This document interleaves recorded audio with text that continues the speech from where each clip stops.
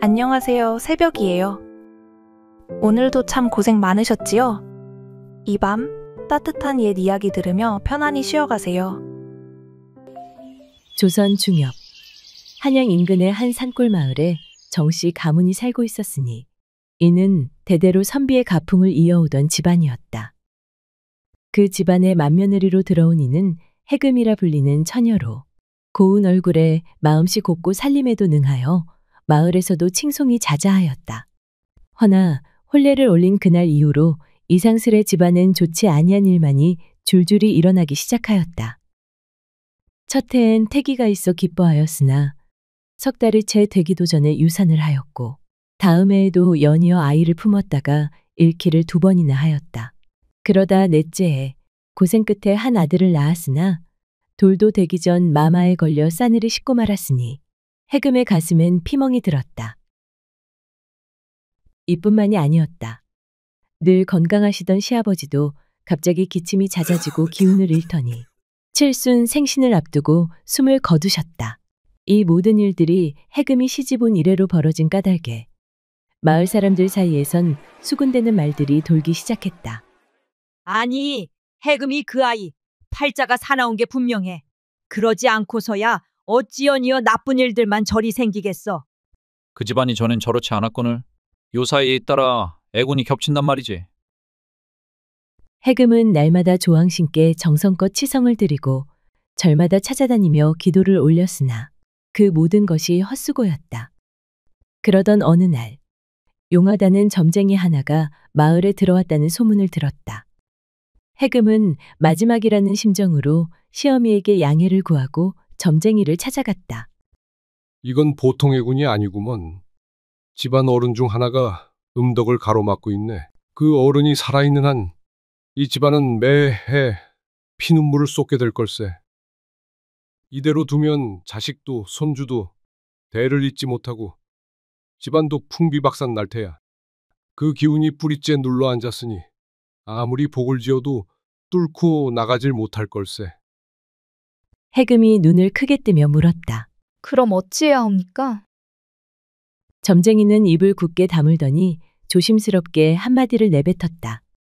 산 사람을 죽일 수는 없지. 허나 반드시 그 어른을 집에서 내쳐야 하네. 산속에 모셔두고 인연을 끊지 않으면 그 기운은 뿌리째 퍼져서 자자손손 멸문지화를 면치 못할 게야. 해금은 그 말에 마음이 갈라지는 듯한 고통을 느꼈으나 살아남기 위해 아이를 다시 얻기 위해 눈물을 머금었다. 그날 밤이었다. 해금은 남편의 눈치를 살피며 조심스레 입을 열었다. 서방님, 오늘 용하다는 점쟁이에게 다녀왔사옵니다. 남편이 술잔을 내려놓고 고개를 들었다. 뭐라 하더이까? 놀라지 마시옵소서. 어머님을 내쫓으라 하시더이다. 남편은 눈이 휘둥그레지며 자리를 박차고 일어섰다. 이 무슨 망발이오? 정말 그런 흉흉한 말을 믿겠다는 것이오? 당신 설마 그 말 따위 믿고 어머님을 정령 내치려는 것이오? 해금은 눈을 감은 채 고개를 푹 숙였다. 소첩 또한 말도 안 되는 일인 줄 100번 1000번을 압니다. 허나 더는 아이를 잃을 수도 없고 만약 아이를 더 잃다간 제가 더는 살 수가 없습니다. 당신에게 못할 말인 거 알지만 제게도 마지막 남은 길이니 서방님 제발 제 목숨을 잃기 전에 부디 한 번만 헤아려 주시옵소서. 해금은 무릎을 꿇고 치맛자락이 젖어들도록 눈물을 흘렸다. 달빛이 아직 거두어지지 않은 새벽녘. 해금은 시어머니의 짐을 조용히 꾸렸다. 기척도 없이 잠든 남편을 뒤로 한 채 시어머니의 방으로 발걸음을 옮겼다. 어머님, 잠시 바람 쐬러 가시지요. 이른 새벽 공기가 좋사옵니다. 시어머니는 해금의 손에 이끌려 무심히 대답했다. 이리 일찍 웬 나들이냐? 우리 이쁜 며느리가 나가자면 나가야지. 해금은 애써 웃으며 시어머니와 길을 나섰다. 조용히 마당을 나서고 안개가 자욱한 산길로 접어들었다. 새벽 공기는 차가웠고 집시는 이슬에 젖어 미끄러웠다. 시어머니는 문득 이상한 기운을 느끼고 발걸음을 멈췄다. 이게 무슨 길이냐, 해금아. 이 산중 깊숙이 어찌하여 이 이른 시간에. 해금은 떨리는 손으로 시어머니의 보퉁이를 내려놓으며 고개를 숙였다. 어머님, 죄송하옵니다. 정녕 죄송하옵니다. 며느라, 그게 무슨 말이냐. 갑자기 죄송하다니. 어머님, 저는 아이를 셋이나 잃었사옵니다. 이젠 더는 살 수가 없사옵니다. 저 이 말씀이 이 모든 애군의 근원이 어머님이라 하시더이다. 어머님께 죽을 죄 짓는 것도 잘 알고 용서를 바라지도 않습니다. 시어머니는 잠시 멈칫했다가 고개를 떨구며 눈물을 흘렸고 해금은 땅바닥에 엎드리며 흐느꼈다. 저도 이 모든 것이 어머님 때문이라고 정말 믿고 싶지 않았사옵니다. 허나 아이가 죽어나가는 모습을 또다시 두 눈 뜨고 볼 수는 없었사옵니다. 부디 이 못난 며느리를 용서해 주시옵소서. 그래서 나를 산에 버려두려고 이렇게 이른 시간에 날 데리고 온 게냐? 시어머니는 그 자리에 주저앉았다. 산새가 울고 바람이 슬피 울었다. 그래, 너도 힘들었겠지. 나도 너를 괴롭게 하려 한 건 아니었느니라. 그래, 해금아, 네 맘 다 안다. 아이를 잃은 게 한 번도 아니고 얼마나 가슴이 미어졌겠느냐. 허나 나 하나 없어져서 너희가 편해진다면, 내 아들, 내 손주가 살아난다면 나는 그걸로 족하구나. 내가 짐이 되었다면 그리하렴. 이 어미는 괜찮으니 내 걱정은 말아라. 시어머니는 더는 아무 말도 하지 않았다.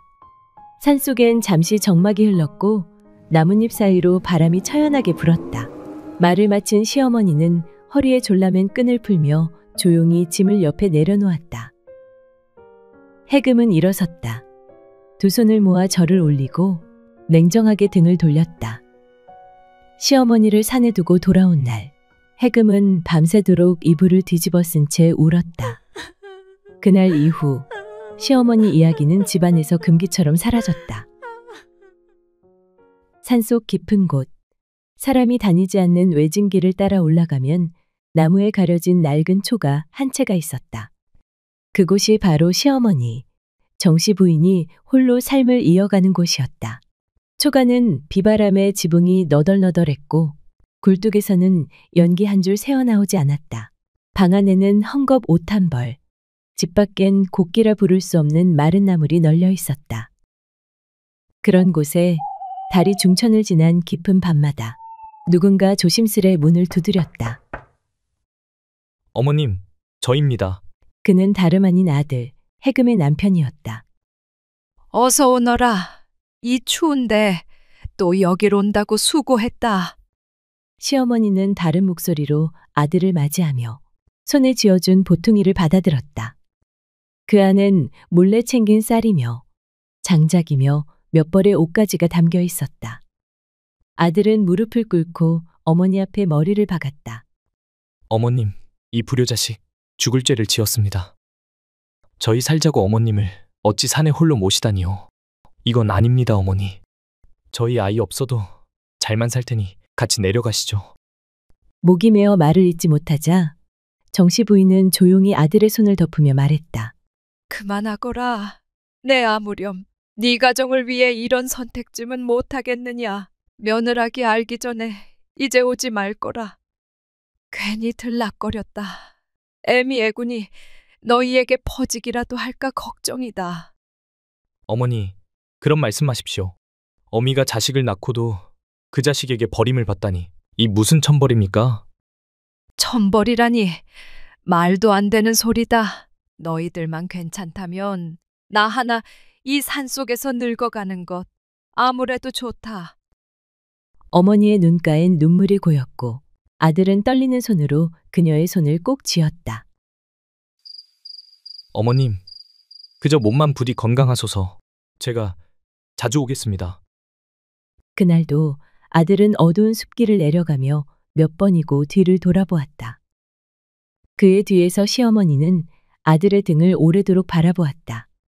내 새끼, 애비도 없는 집안 살림 혼자 이끌어가느라 고단할 텐데 이 어미가 침이 되었구나. 침이. 그녀는 문득 눈을 감고 한 줄기 눈물을 떨궜다. 그런데 이상했다.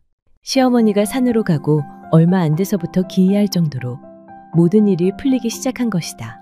해금은 이듬해 그토록 바라던 건강한 사내 아이를 낳았다.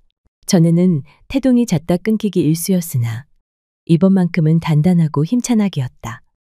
우렁찬 울음소리 보게나. 용같이 태어났구나. 산파가 입을 다물지 못할 정도였다. 그뿐이 아니었다. 남편 영찬은 관청에서 특별히 인정받아 승진 소식을 안고 돌아왔고 장사는 잘 되고 집안 형편은 점점 나아졌다.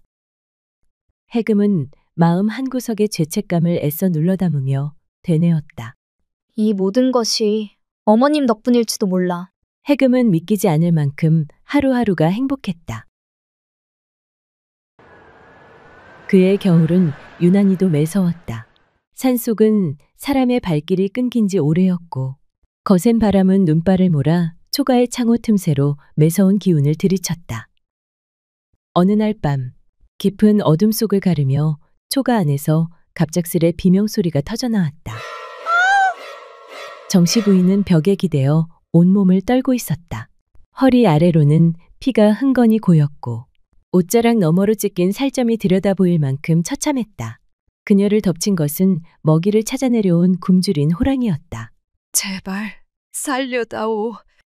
하지만 배고픔에 눈이 뒤집힌 호랑이에게 시어머니의 바램은 들리지 않았다. 매서운 눈으로 시어머니를 노려보고는 이내 망설임 없이 노인을 덮쳐버렸다. 정씨 부인은 숨을 몰아쉬며 마지막 힘을 다해 문턱에 기어나와 기대섰다.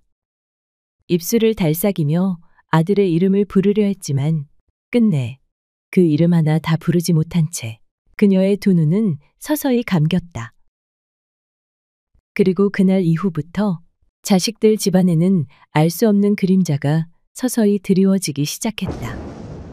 건강했던 아들이 이유 없이 고열에 시달리기 시작했다. 의원을 불러도 원인을 찾지 못했고 며칠을 울며 밤을 새웠다. 남편은 말에서 떨어져 다리를 절게 되었고 장사마저도 이웃의 모함으로 위태로워졌다. 그제야 해금은 깨달았다. 잔인하게 어머니를 버려도 어머님은 단 한 번도 나를 원망하지 않으셨는데 내가 지은 업 때문에 그대로 나에게 돌아온 거야.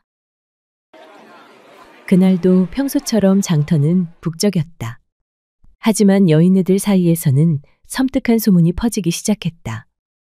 산중에서 노파 하나가 호랑이한테 물려 죽었다지 뭐냐? 세상에! 시신이 바위 아래 처참히 누워 있었답디다. 누가 본 사람도 없다더라. 근데 피가 사방에 번져 있고 발자국이 어찌나 컸다나. 호랑이 같은 맹수한테 물렸겠지. 불쌍해 죽겠어. 홀몸으로 산에 남겨진 늙은이가 어찌 그리 죽었겠냐? 업이 아니고 무엇겠냐고. 업은 반드시 되갚는다잖아. 천륜을 거스르면 핏값을 받는다더라. 지엠이 버린 자식들은 천벌받을 거야. 해금은 그 소리를 듣는 순간 숨이 콱 막혀왔다. 장터의 소라는 멀어지고 세상이 뿌옇게 가라앉는 듯했다. 그날 밤 해금은 아무 불도 켜지 않은 방 안에서 무릎을 꿇은 채 조용히 울기 시작했다. 가슴 깊이 묻어둔 죄책감이 어디선가 터져나오는 분노처럼 끓어올랐다. 어머님 설마 어머님이 아니겠지요? 정녕 어머님이라면 이 죄를 어찌하면 좋겠습니까? 시어머니를 홀로 두고 돌아섰던 그 산속 초가. 해금은 바스락거리는 낙엽 사이로 조심스럽게 걸음을 옮겼다. 어머님, 혹시 계십니까? 문을 밀어보니 안은 비어 있었다. 아궁이는 오래전 불길이 꺼진 채 식어 있었고 뒤뜰엔 찢어진 집신 하나만이 홀로 덩그러니 남아 있었다. 어머님, 정녕 떠나신 겁니까? 해금은 그 자리에 무릎을 꿇었다.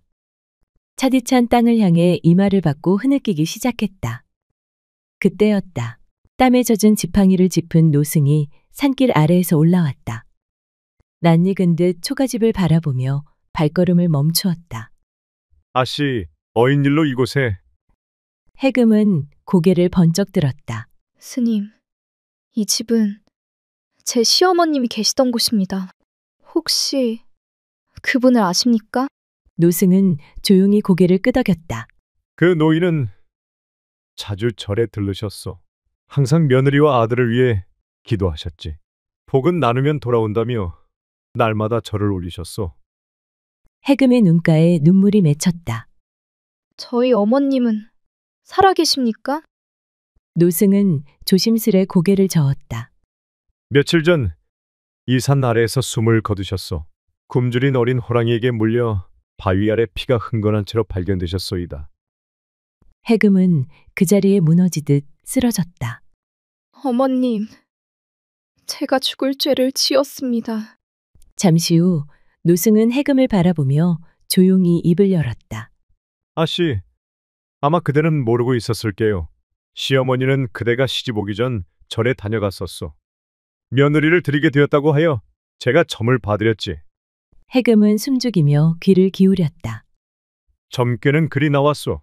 하늘이 내린 불운을 타고난 인물이라 그녀를 집안에 들이면 자자손손 재앙이 따를 것이란 점괘였지. 해금은 입을 틀어막으며 고개를 떨궜다.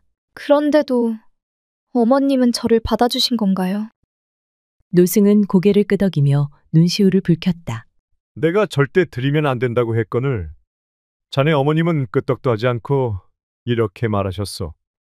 스님, 점괘는 그리 나왔을지 모르나 저는 달리 생각합니다. 그 아이는 곱고 착한 아이라 들었습니다. 복이라는 건 결국 마음에서 오는 법이니 나 하나 희생하면 되지 않겠습니까?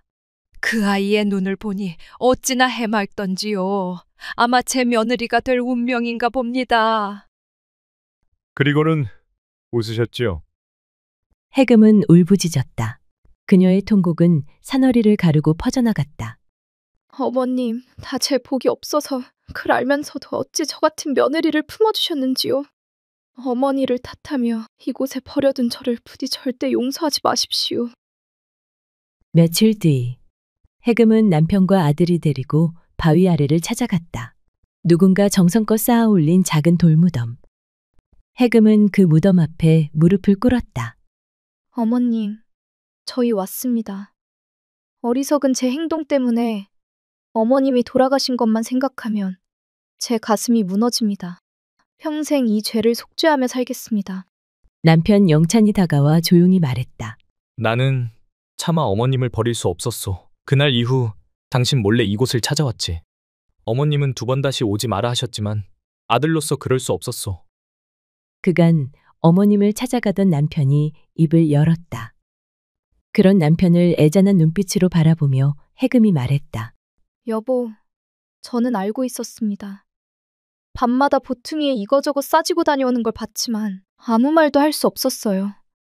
당신 마음을 어찌 제가 모르겠습니까? 죄가 있다면 산속에 어머니를 버려두고 온 제가 죄인이지요. 제가 무슨 낯짝으로 당신을 원망하겠습니까? 남편은 아무 말 없이 고개를 숙였다.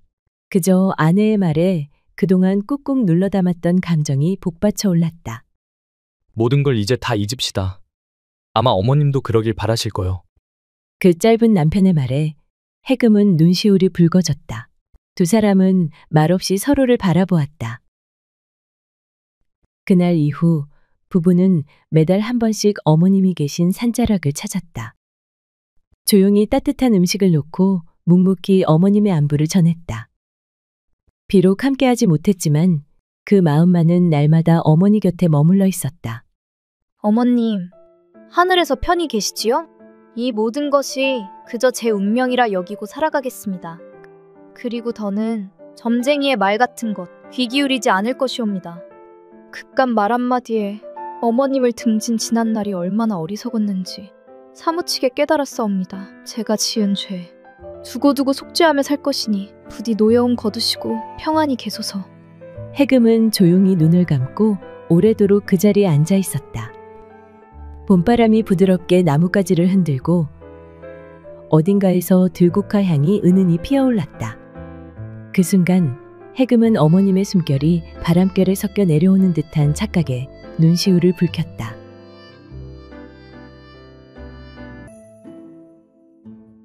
하늘에서는 쉼없이 눈이 퍼부었다.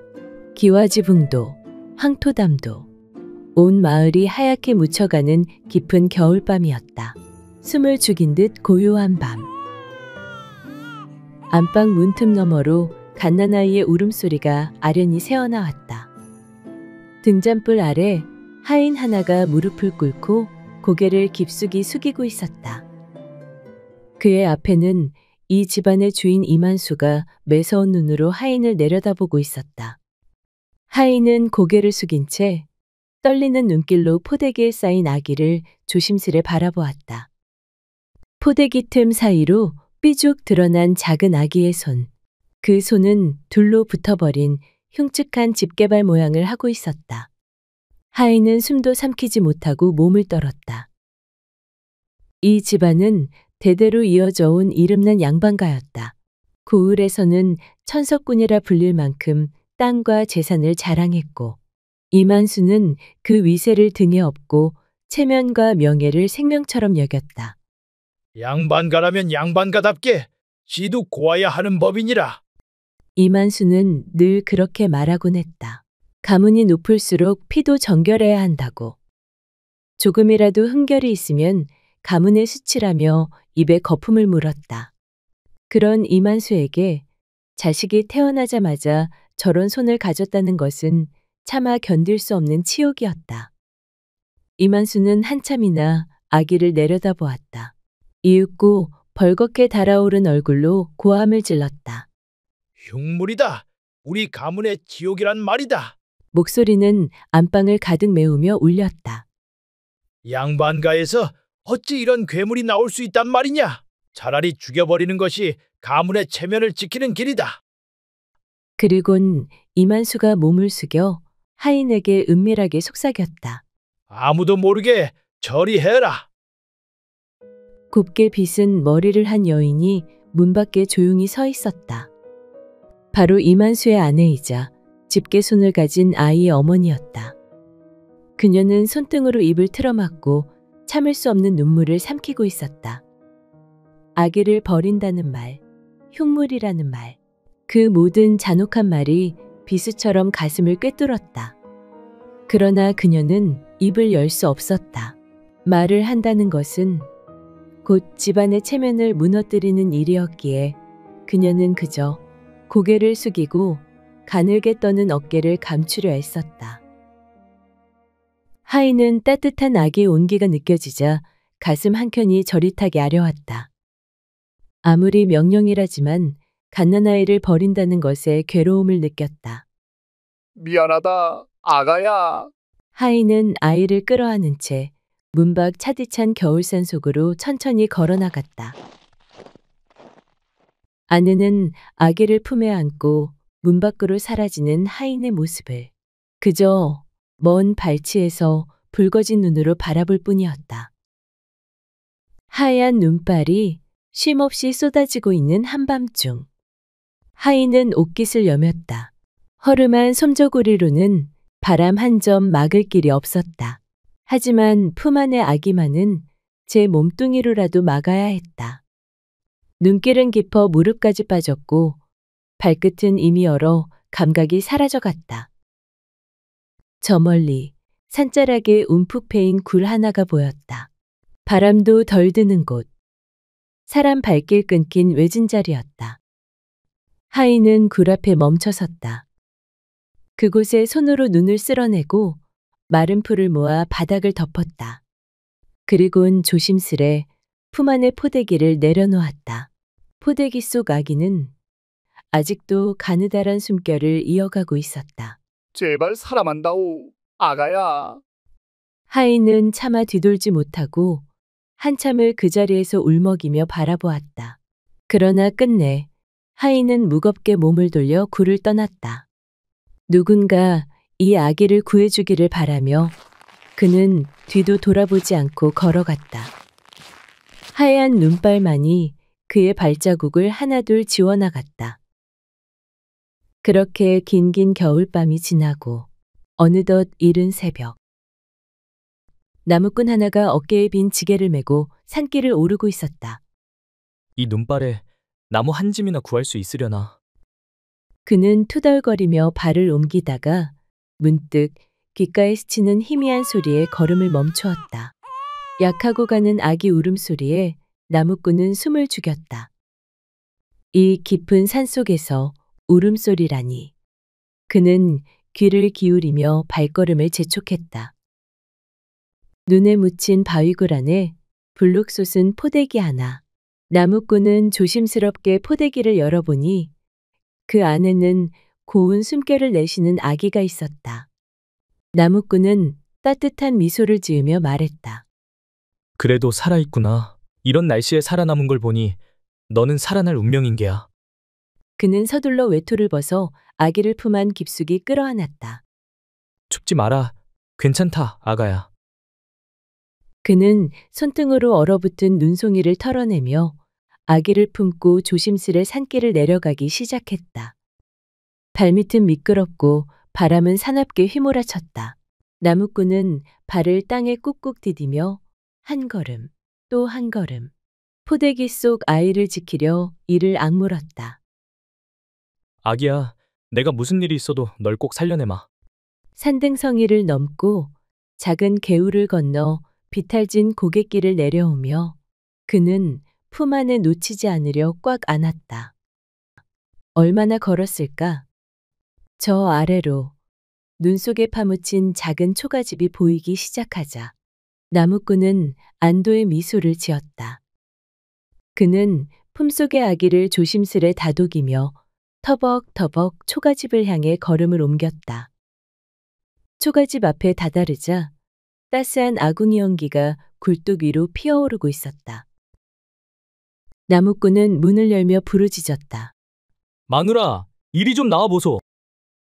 방 안에서 두툼한 옷을 입은 여인이 불이 나게 달려나왔다. 그녀는 깜짝 놀란 눈으로 남편 품속을 들여다보았다. 아니, 이게 뭔가요? 아기여, 어느 누가 이 핏덩어리를 산중에 버렸지 뭐여. 울고 있는 이 아이를 내 어찌 그냥 두고 오겠소. 나무꾼은 숨을 몰아쉬며 아기를 조심스레 펼쳐 보였다. 포대기 속에서 작은 얼굴은 여전히 곤히 잠들어 있었다. 따뜻한 구들장 위에 아기를 눕히고는 살며시 포대기를 열었다. 그때 어머, 이게 뭐래? 아니, 이것은... 포대기 틈 사이로 엄지와 검지둘만 붙어있는 집게손을 본 순간 나무꾼 부부는 두 눈이 휘둥그레졌다. 이래서 아이를 버린 것이었군. 아무리 그렇다 한들 이 엄동설 안에 산에다 자식을 버리는 매정한 사람이 어디 있단 말이오? 그러게 말입니다. 이 가여운 아이를 어쩌면 좋겠소. 허나 살아있으니 다행이지요. 이렇게 매서운 추위를 견디고 살아남은 걸 보면 이 아이는 하늘이 보낸 복덩이임이 틀림없소. 여인은 입술을 깨물며 가여운 아기를 안았다. 작고 따뜻한 숨결이 그녀의 가슴을 두드렸다. 한참을 망설이다가 여인은 이윽고 조심스레 말했다. 여보, 이 아이 우리가 키웁시다. 나무꾼은 활짝 웃었다. 그럽시다. 하늘이 보내준 귀한 아이이니 우리가 정성껏 키웁시다. 방 안은 서서히 따뜻한 온기로 채워졌다. 사실 나무꾼과 그의 아내는 결혼한 지 10여 해가 넘도록 자식을 얻지 못했다. 봄이면 진달래 꽃잎을 따다 기도하였고 가을이면 맑은 샘물을 길어 하늘에 올리기도 하였다. 내게도 한 번만 아기의 울음소리를 들려주게 하소서. 그러나 잔인하게도 그들의 품에는 끝내 아무것도 내려오지 않았다. 그런 나무꾼 부부에게 집게 소나이는 선물과도 같았다. 나무꾼은 아기를 품에 안고 울먹이며 속삭였다. 아가야, 내가 네 아버지가 되어줄 테니 이제 우리 집에서 살자꾸나. 그의 곁에 서 있던 그녀 또한 따스한 눈길로 아기의 얼굴을 내려다보았다. 붉게 트인 작은 입술, 고운 숨결, 곤이 감긴 작은 눈, 그리고 포대기 사이로 드러난 기형의 손. 엄지와 검지만 덩그러니 붙어있는 그 작은 손을 바라보며 여인은 조심스레 아기의 손등에 입을 맞췄다. 괜찮다. 괜찮다, 아가야. 비록 내 뱃속에서 나오진 않았어도 이제 넌 내 자식이나 다름없느니라. 여인은 아기를 품에 안고 다시금 포대기를 여며주었다. 비록 손가락이 기형이라 한들 나무꾼 부부에게 이 작은 목숨은 세상 무엇과도 바꿀 수 없는 귀하고 소중한 존재였다. 그리하여 차디찬 겨울밤에 버려졌던 아기는 하늘에서 내려온 눈꽃처럼 귀하고 소중한 인연이라 하여 설화라는 이름을 지어주었다. 그날 이후 나무꾼 부부는 아기를 품에 안고 세상 무엇보다 소중히 보살폈다. 설화는 아침이면 따뜻한 장작불 옆에서 깔깔 웃으며 장난을 쳤고 밤이면 포근한 옷깃 속에서 조용히 잠이 들었다. 눈이 내리는 날이면 여인은 설화를 등에 업고 산자락을 거닐었고 나무꾼은 아기의 작은 손을 감싸쥐고 따스한 미소를 지었다. 그들은 설화를 핏줄보다 더 깊이 사랑했고 설화가 손가락이 둘뿐이라는 것쯤은 그들에게 아무런 문제가 되지 않았다. 어느 봄날 설화는 마당에 빨래를 널고 있었다. 그때 살며시 열린 안방문 너머로 나무꾼 부부의 조심스러운 목소리가 새어나왔다. 당신 기억나요? 산중 굴 속에서 이 아이를 처음 안았던 날? 전 당신이 설화를 안고 집으로 온 날을 잊지 못해요. 배 아파 낳진 않았어도 이 아이는 내 목숨보다 소중한 내 새끼옵니다. 벌써 설화를 데려온 지도 10여 해가 지났구려. 남의 핏줄이라지만 어찌 이리 곱고 귀여운지 이젠 누가 봐도 우리 딸이 아니겠소. 하늘이 제게 안겨준 복덩이지요. 부부의 이야기를 들은 설화는 손에 들고 있던 빨랫감을 놓치고 그 자리에 주저앉고 말았다. 떨어진 빨랫감도 젖은 손바닥도 잊은 채 그저 숨을 죽인 채 귀를 기울였다. 설화는 그제야 알았다. 자신이 이 집안에서 태어난 아이가 아니라는 것을. 설화는 조용히 빨랫감을 가슴에 꼭 끌어안으며 속으로 단단히 다짐했다. 말도 안 돼. 핏줄도 아닌 나를 이리 귀하게 키워주셨다니. 꼭 이 은혜 잊지 않아야 해. 설화는 그날 이후 더없이 공손히 부모를 섬겼다. 하루하루 감사한 마음을 품고 지내는 사이 설화는 눈에 띄게 자라났다. 어릴 적부터 총기가 남달랐던 설화는 그를 또래보다 일찍 깨우쳤고 장터에 나가면 숫자도 척척 헤아렸다. 나무꾼은 물건을 팔러 갈 때마다 설화를 꼭 데리고 다녔다. 비록 손가락이 둘뿐인 작은 손이지만 설화는 물건을 야무지게 정리하고 손님들과 값을 흥정하는 데 서툴지 않았다. 그런 설화를 보곤 장터 사람들은 감탄을 금치 못했다. 참으로 영특한 아이다. 손은 저래도 보통 아이가 아니야. 손만 아니면 여기저기서 데려가겠다고 난리였을 게야. 하지만 세상의 시선은 냉혹했다. 설화의 집게손을 본 사람들은 놀라 뒷걸음질을 쳤고 괴물이다. 귀신이다. 입에 담지 못할 말들을 서슴없이 쏟아냈다. 설화는 아무렇지 않은 듯 웃었지만 돌아서서는 가만히 손등으로 눈물을 훔치곤 했다. 그런 설화를 언제나 장터 어귀에서 조심스레 바라보는 한 거지 소년이 있었다. 남루한 옷차림의 맨발이었지만 그 아이만큼은 설화를 괴물이라 부르지 않았다. 오히려 장터를 지나다니는 무례한 이들을 가만히 밀쳐내며 설화를 지켜주는 듯 물끄러미 따라다녔다. 비가 오는 날이면 장터의 처마 밑으로 그녀를 이끌고 자신의 누더기 겉자락을 들고는 설화의 어깨를 덮어주려 했었다. 설화가 땅에 떨어진 광주리를 주우려 몸을 숙이면 어느새 그가 먼저 주워 건넸고 장터가 한산해질 즈음이면 소녀는 아무 말 없이 다가와 나뭇가지에 조그마한 꽃다발을 걸어두거나 예쁜 조약돌 하나를 살며시 놓고 사라지곤 했다. 그는 항상 말없이 설아 곁을 지켰다. 따뜻하고 한결같은 거지의 심성을 알아본 설아는 어느새 그에게 마음을 열기 시작했다. 어느덧 세월이 흘러 설아는 곱디고운 처녀가 되었다. 설아는 나무꾼 부부에게 말했다. 아바님, 어마님, 저 장터거지와 혼인을 하고 싶습니다. 초가집 안은 발칵 뒤집혔다. 뭐라? 아무리 우리 집안이 보잘것없다 해도 어찌 거지와 혼인을 하겠다는 게냐? 너는 손이 그렇다 한들 마음만은 귀한 아이인데 거지랑 혼인을 하겠다니 그건 절대 안 된다. 하지만 설아는 고개를 숙인 채로도 뜻을 굽히지 않았다. 저를 괴물이라 부르지 않았던 사람은 세상에 그 사람 하나뿐이었고 언제나 제 곁에서 저를 지켜준 분입니다. 설화야, 아무리 그래도 어찌 거지하고 혼인을 하겠단 말이냐? 어머니, 저 누구보다 더 잘 살 테니 걱정 마시고 지켜봐 주세요. 결국 나무꾼 부부는 설아의 고집을 꺾지 못했다. 그리하여 두 사람은 초가집 마당에서 소박한 혼례를 올렸다. 혼인 후 설아는 남편을 정성껏 돌보았다. 매일 새 옷을 손질해 입히고 밤이면 작은 호롱불 아래 그를 가르쳤다.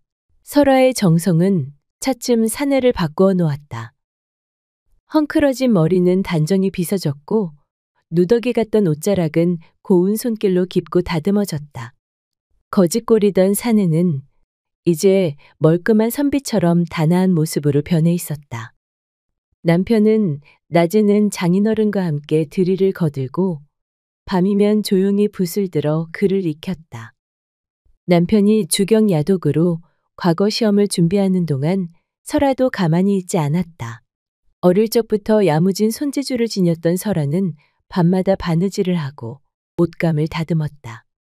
비록 불편한 손이었으나 그 두 손가락으로 빚어낸 바느질 솜씨는 보통 사람 못지않게, 아니 그보다 더 정성스럽고 섬세하였다. 장터에 나가 고운 저고리며 치마를 내다 팔았는데 정성 들인 바느질 솜씨의 사람들은 너도 나도 설아의 물건을 찾았다. 이런 고운 바느질은 처음이요. 값이 좀 비싸도 이 처자 손에서 나온 거라면 안심이 되지. 입소문이 퍼지자 설아가 만든 옷가지들은 먼 고을까지 이름을 알리게 되었다. 조촐했던 장사는 차츰 번창했고 한 해가 지나자 설아는 적지 않은 돈을 손에 쥘 수 있게 되었다. 결국 오랜 노력 끝에 거지였던 사내는 과거 시험에 급제하였고 장터 사람들은 저마다 입을 모아 혀를 내둘렀다. 참말로, 아니 그 거지 총각이 과거에 급제할 줄 누가 알았겠소? 그러니까 말이야.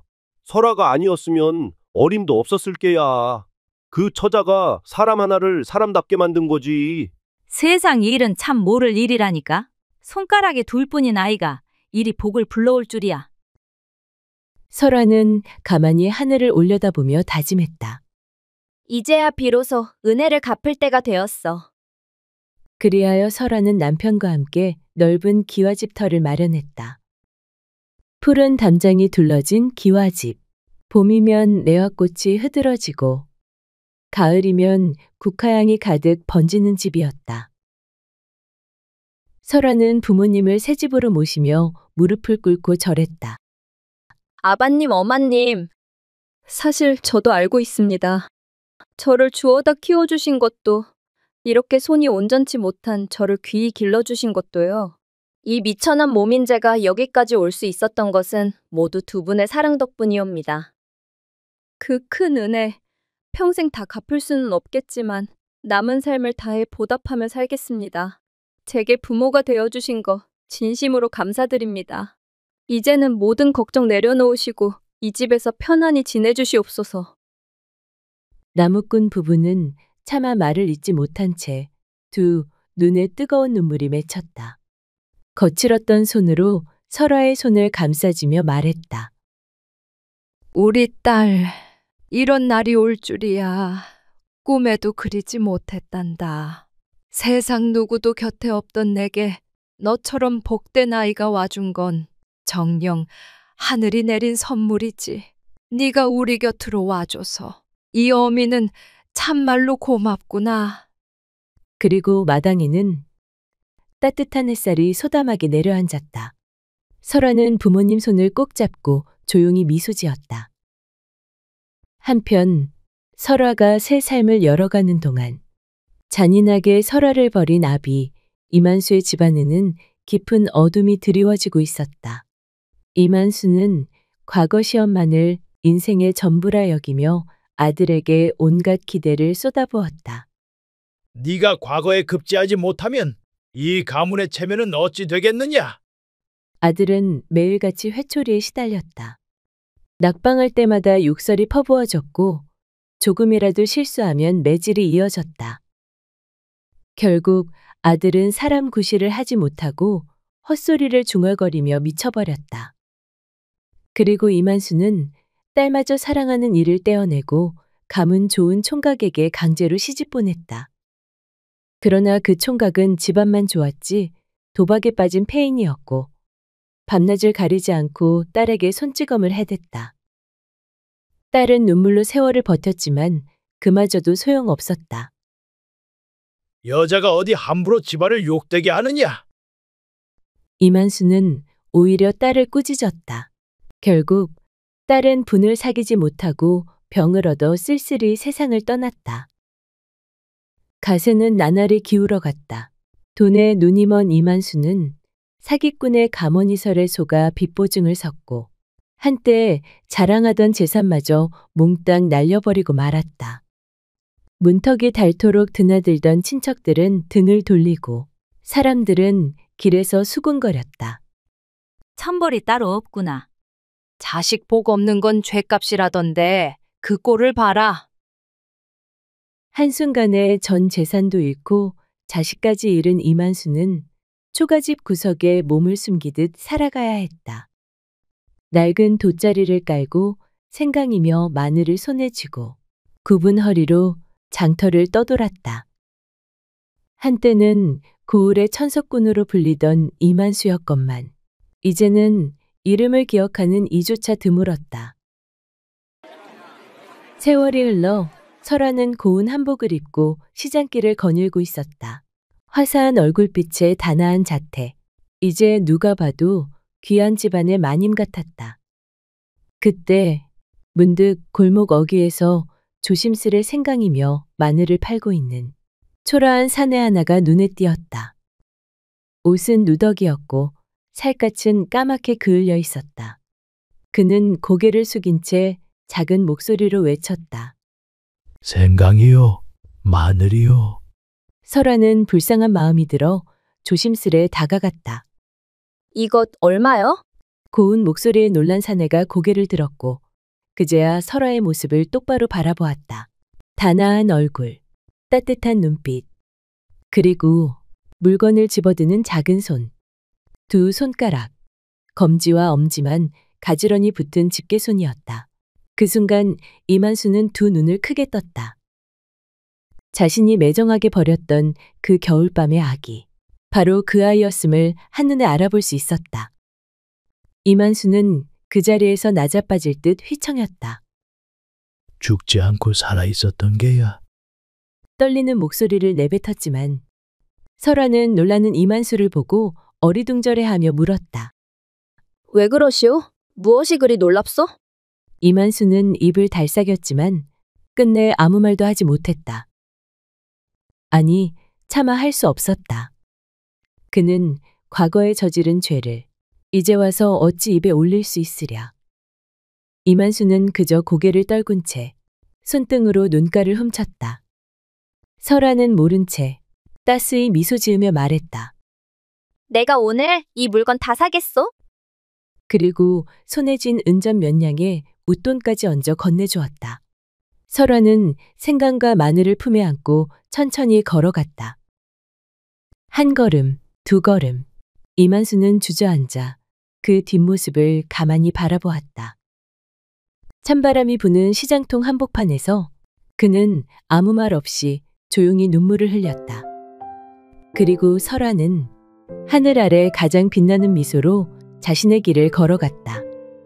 남들과는 다른 손을 가졌을지언정 그녀의 삶은 그 누구보다 따뜻했고 찬란했다.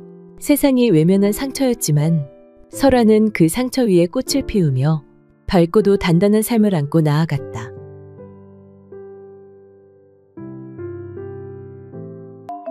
조선 중엽 어느 외진 시골 마을에 대대로 벼슬을 이어온 양반가 서참판댁이 자리하고 있었으니 그 이름이 이웃 고을까지 자자하였다.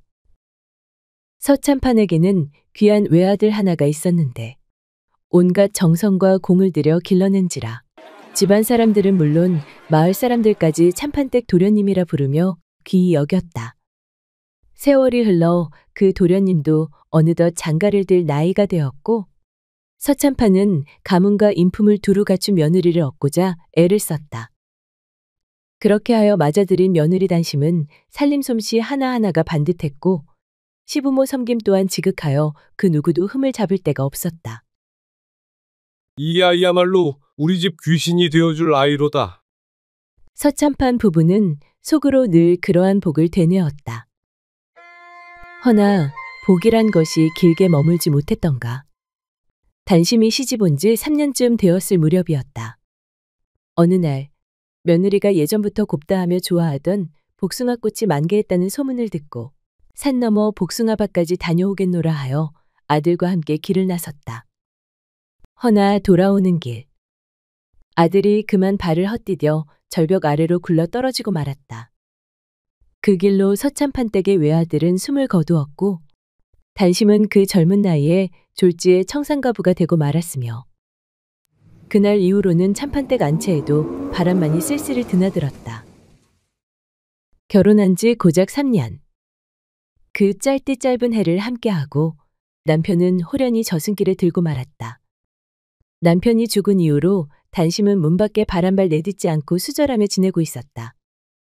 아침이면 장독대를 닫고 해가 기울면 부엌을 쓸며 눈물마저 마른 얼굴로 시부모를 모셨으나 그 모습을 지켜보는 시어머니는 날이 갈수록 마음이 아려왔다. 이 험한 세상에 남편도 없이 살아가야 한다니 이 무슨 운명입니까? 하늘도 무심하시지. 그 아이가 무슨 죄가 있어 이리도 가혹한 팔자를 타고 났는지 차라리 내 딸이라면 아무데나 시집이라도 다시 보내련만. 양반 가문이란 이름 아래 과부는 수절이 곧 명예라니 이 어찌 잔인한 도리입니까? 그러자 서참판도 고개를 숙이며 한숨을 내쉬었다. 그러게 말이오. 죽은 내 아들도 불쌍하지만 저 아이도 내 딸인 양 가슴이 미어집디다. 하늘도 참 무심하시지. 둘 다 속으로는 며느리를 풀어주고 싶었다. 허나 양반가의 규율이란 것이 그러하지 못하니 과부가 다시 시집가는 일은 가문의 먹칠을 하는 일이라 여겨졌고 그 누구도 감히 재가란 말을 입에 올릴 수 없었다. 그리하여 단심은 그 젊은 나이에 안채 깊숙이 박힌 채 세월을 잊은 듯 수절하며 살아갔다. 항상 시부모의 마음 한켠에는 근심이 자리하고 있었다. 저 며느리가 과연 우리 집에 평생토록 머물러 줄 것인가? 정녕 우리 집 귀신이 되어줄 사람인가? 그런 걱정이 날이 갈수록 깊어만 갔다. 그래서 서참판은 밤만 되면 며느리가 기거하는 방을 한 번씩 조심스레 들여다보곤 하였다. 그러던 어느 날 밤, 안채의 등잔불이 유독 환하게 새어나오는 것이 이상하여 슬그머니 발을 옮겨 들여다보았더니 그 광경에 입을 다물 수 없었다. 세상에, 이게 무슨 일이란 말인가? 나 참 기가 막혀서 며느리 단심은 베개를 세워두고 그 위에 생전 남편이 즐겨 입던 도포를 곱게 씌워 갖가지 씌운 채로 마치 사람이 누워있는 듯 감싸 안고 있었다. 품에 끌어안고 또 한참을 울며 쓰다듬고 결국 그 허수아비 같은 것을 안고 누워 잠이 드는 것이었다. 그 광경을 몰래 지켜본 서참판은 아차하며 발걸음을 멈추었다. 새아기가 오죽하면 저리도 허수아비를 만들어 놓고 품고 자겠는가. 얼마나 그리움이 사무치고 외로웠으면 저러겠는가. 그 생각에 이르니 서참판은 갑자기 밥맛도 없어지고 심장깨가 쓰리고 머리가 멍해지는 것이었다. 이 일을 어찌하면 좋단 말인가. 내 집이 이제는 망했구나. 망했어. 밤새 뒤척이며 누구에게도 이 말을 털어놓지 못하고 끙끙 앓고 있는데 그 모습을 지켜보던 부인이 문득 다가와 이상한 눈빛으로 물었다. 여보, 하룻밤 사이에 어인 낯빛이십니까? 대체 무슨 일이 있길래 근심이 그리 크시옵니까? 이제 우리 집은 다 망하였소이다.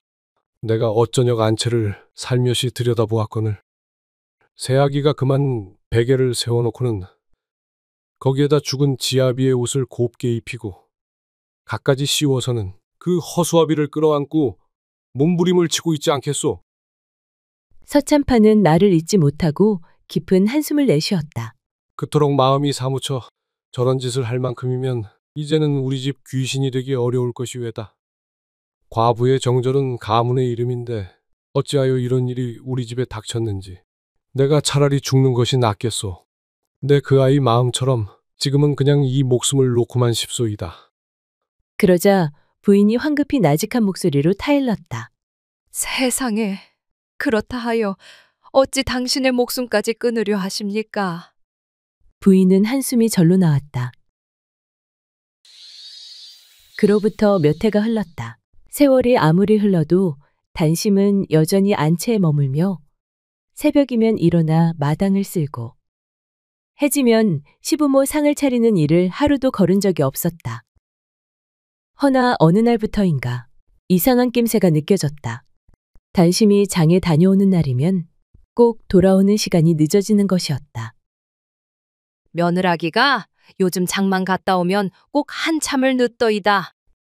시어머니가 조심스레 말을 꺼내자 서참판도 눈썹을 찌푸렸다. 그래, 그게 벌써 며칠째요? 거의 열흘이 넘었지요. 꼭 점심 훌쩍 넘어야 들어온다니까요. 그날 밤 서참판은 생각 끝에 결심을 하였다. 도대체 무엇을 하는 것인지 내 눈으로 직접 확인해 봐야겠군. 다음 날 아침 단심이 장바구니를 들고 대문을 나서자 서참판은 종을 시켜 조심스레 뒤를 밟게 하였다. 종이 눈치를 살피며 뒤를 따르기를 한참. 그러던 중 장터 뒤편 우시장 근처 조그만 약초 자판 앞에서 뜻밖의 광경을 목격하게 되었다. 단심이 한 젊은 총각 앞에 앉아 웃고 있는 것이 아닌가. 그 총각은 산에서 약초를 캐다 팔러 나오는 이로 촌스럽지만 말씨가 부드럽고 얼굴도 반듯하였다. 단심은 좌판 옆자리에 조심스레 앉아 총각이 손수 내어준 쑥차를 마시며 한참을 이야기를 나누었다. 내 이럴 줄 알았다. 며느라기한테 남자가 생긴 게 확실하구먼. 그 모습은 아무리 눈을 씻고 보아도 과부와 약장수가 아니라 정분난 남녀처럼 보였다. 서로를 바라보는 눈빛이 보통 사이가 아님을 짐작할 수 있었다. 단심의 눈엔 애틋함이 가득했고 약초를 파는 총각의 눈엔 놓치면 다시는 못 만날 사람을 대하듯 간절함이 서려 있었다. 그토록 얌전하고 순하디순했던 며느리가 이런 인연을 품고 있었다니. 서참판은 그 자리에서 하마터면 소리라도 지를 뻔하였으나 간신히 화를 눌러 참고는 종을 불러 조용히 되돌아왔다. 그날 밤 부인과 마주 앉아 곤혹스러운 얼굴로 말을 꺼냈다. 큰일이요. 이제 우리 집은 진짜로 무너질 판이요. 왜 그러시옵니까? 무슨 일이 있었소? 서참판은 오늘 본 일을 조심스레 이야기하였다. 며느라기가 장에 가서 약초 파는 총각과 정분이 난 모양이요. 단지 하는 말이 아니라 눈빛이며 손짓이며 그게 그냥 대수롭지 않게 넘길 일이 아니도이다. 부인의 얼굴에도 그제야 근심이 번졌다. 그래서 며느리가 장에만 갔다 하면 늘 늦더라니. 남정네가 있었던 것이로군요. 허면 이제는 더는 숨길 수도 없겠네요. 이 일을 어찌하면 좋소, 여보. 소문이라도 퍼지면 우리 가문 채통이 말이 아닐 텐데 양반댁 과부가 장터 총각과 정분이 났다 하면 그야말로 온 고을 사람들의 입방아에 오르내릴 것입니다. 서참판은 방안을 몇 바퀴 돌며 곰곰이 생각하였다. 이대로 두다가는 며느라기가 총각과 도망이라도 가버릴 것이고 우린 사람들 앞에서 머리를 들고 살 수 없을 것이요. 이 일을 어찌하면 좋겠소? 무언가 좋은 생각이 떠오른 듯 부인이 입을 열었다. 좋은 방책이 하나 있사온데 한번 해보시는 것이 어떻겠사옵니까? 그 방책이란 것이 대체 무엇이요? 부인이 이윽고 고개를 숙이며 말을 이었다. 이제 그 아이가 우리 집 귀신이 되기는 글렀으니 차라리 총각과 함께 저 먼 골로 도망쳐 살아가도록 해주는 것이 좋겠사옵니다. 그 대신 우린 헛장을 치는 것이지요. 헛장을 말이요? 그렇사옵니다. 헛장을 치고 가짜 시체를 하나 만들어 밤새 배앓이를 하다 숨졌다고 소문을 냅시다. 염도 남손을 빌리지 말고 당신께서 직접 하시지요. 관에 넣어 장례까지 치르면 마을 사람들 그 누가 의심을 하겠습니까? 서참판은 이 말을 듣고는 입을 다문 채 한동안 생각이 잠겼다. 그러더니 이내 무겁게 고개를 끄덕이며 말했다. 그래, 당신 말이 옳소. 그 아이가 이 집에 붙들려 눈물로 늙어가기보단 차라리 정든 사내와 함께 어딘가에서 살아가는 것이 나을지도 모르지. 다만 이 모든 일은 바람 한 점 새지 않게 철저히 조용히 치러야 하오. 그러하옵지요. 그리하여 그날 밤 서참판 댁에는 아무도 모르게 은밀한 계획이 짜이고 있었다. 다음 날 아침 며느리는 어김없이 장에 다녀오겠다며 단정히 머리를 틀어올리고 대문을 나섰다. 서참판은 뒤따라 조용히 발을 옮기며 며느리의 뒤를 쫓았다. 장터 한쪽 약초를 파는 총각이 있던 그 자리에 도착하자 단심은 마치 기다렸다는 듯이 환히 웃으며 달려들더니 총각의 품에 얼굴을 묻고는 작은 소리로 무언가를 속삭였다. 그 모습을 본 서참판은 며느리의 당돌한 행동에 놀라 주위를 살피며 초조하게 발을 굴렀다. 아니, 누가 보기라도 하면 어쩌려고 저런단 말인가? 속으로 곱씹는 사이 이내 결심한 듯 두 걸음 앞으로 다가갔다. 단심아. 아버님, 여길 어떻게... 소리에 놀란 단심은 화들짝 고개를 들었다. 그 자리에서 그만 낮아빠질 뻔한 것을 가까스로 붙잡고는 얼굴이 하얗게 질려 눈을 동그랗게 떴다. 아버님, 죽을 죄를 지었습니다. 서참판은 조용히 단호한 음성으로 말했다. 며느라, 지금은 말할 때가 아니다. 누가 보기 전에 이 총각과 함께 어서 집으로 들어오너라. 할 말이 많으니라. 총각도 놀란 기색이 역력했지만 서참판의 눈빛이 하도 날카로워 감히 묻지도 따지지도 못하고 단심과 함께 고개를 숙인 채 서참판을 뒤따랐다. 세 사람은 말없이 집으로 돌아왔다. 햇살은 따사롭건만 마루 위 공기는 마치 서리빨처럼 차가웠다. 서참판은 천천히 마루에 앉으며 무거운 한숨을 내쉬고는 단심과 총각을 바라보았다. 두 사람, 언제부터 일이 정을 나누었는지는 묻지 않겠네. 다만 오늘 내가 본 그 광경을 보고도 못 본 채 외면하고 돌아설 수는 없었소. 단심은 고개를 떨군 채 눈물을 훔쳤고 총각은 날없이 두 손을 가지런히 모았다. 우리 집은 대대로 수저를 가풍으로 삼아왔지. 헌데 단심이 너의 속정을 보니 내 이제 너를 붙잡아두는 것이 옳지 않다는 생각이 드는구나. 단심이 고개를 번쩍 들었다. 아버님, 저는 그런 뜻이 아니옵니다. 그저 마음이 외로워 잠시 저도 모르게 마음이 동했나 봅니다. 다시는 이분을 만나지 않겠습니다. 그러니 제발 노여움 푸시옵소서. 서참판이 고개를 저으며 말을 이었다. 그 마음 내가 모르겠느냐. 네 나이에 남편 잃고 우리 집 귀신으로 평생 살아야 한다니 마음이 얼마나 무거웠겠느냐.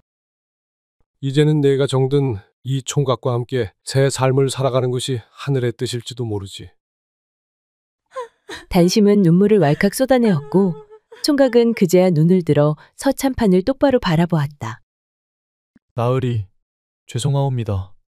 소희는 그저 저 여인이 가여워 마음이 움직였을 뿐이옵니다. 그리 긴 세월 속을 다 버려가며 수절하시던 모습을 볼 때마다 어찌 그리 가슴이 저리던지 나으리께서 허락만 해주신다면 소희는 이분을 끝까지 지키며 살겠습니다.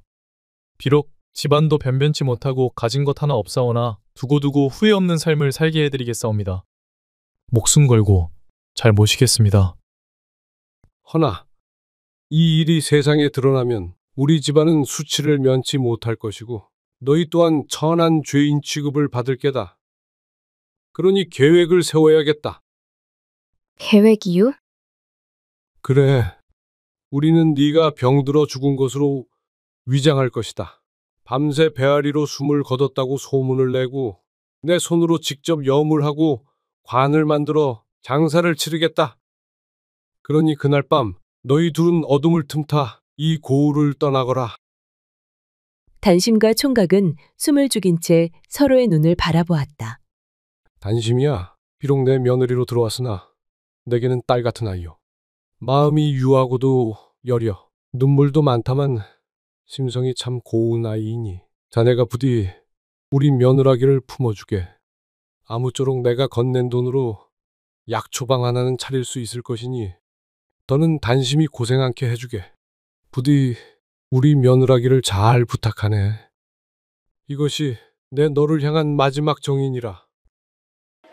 그날 밤부터 서참판은 이 집 저 집 돌아다니며 며느리가 중병을 앓는다며 약방문을 구해댔다.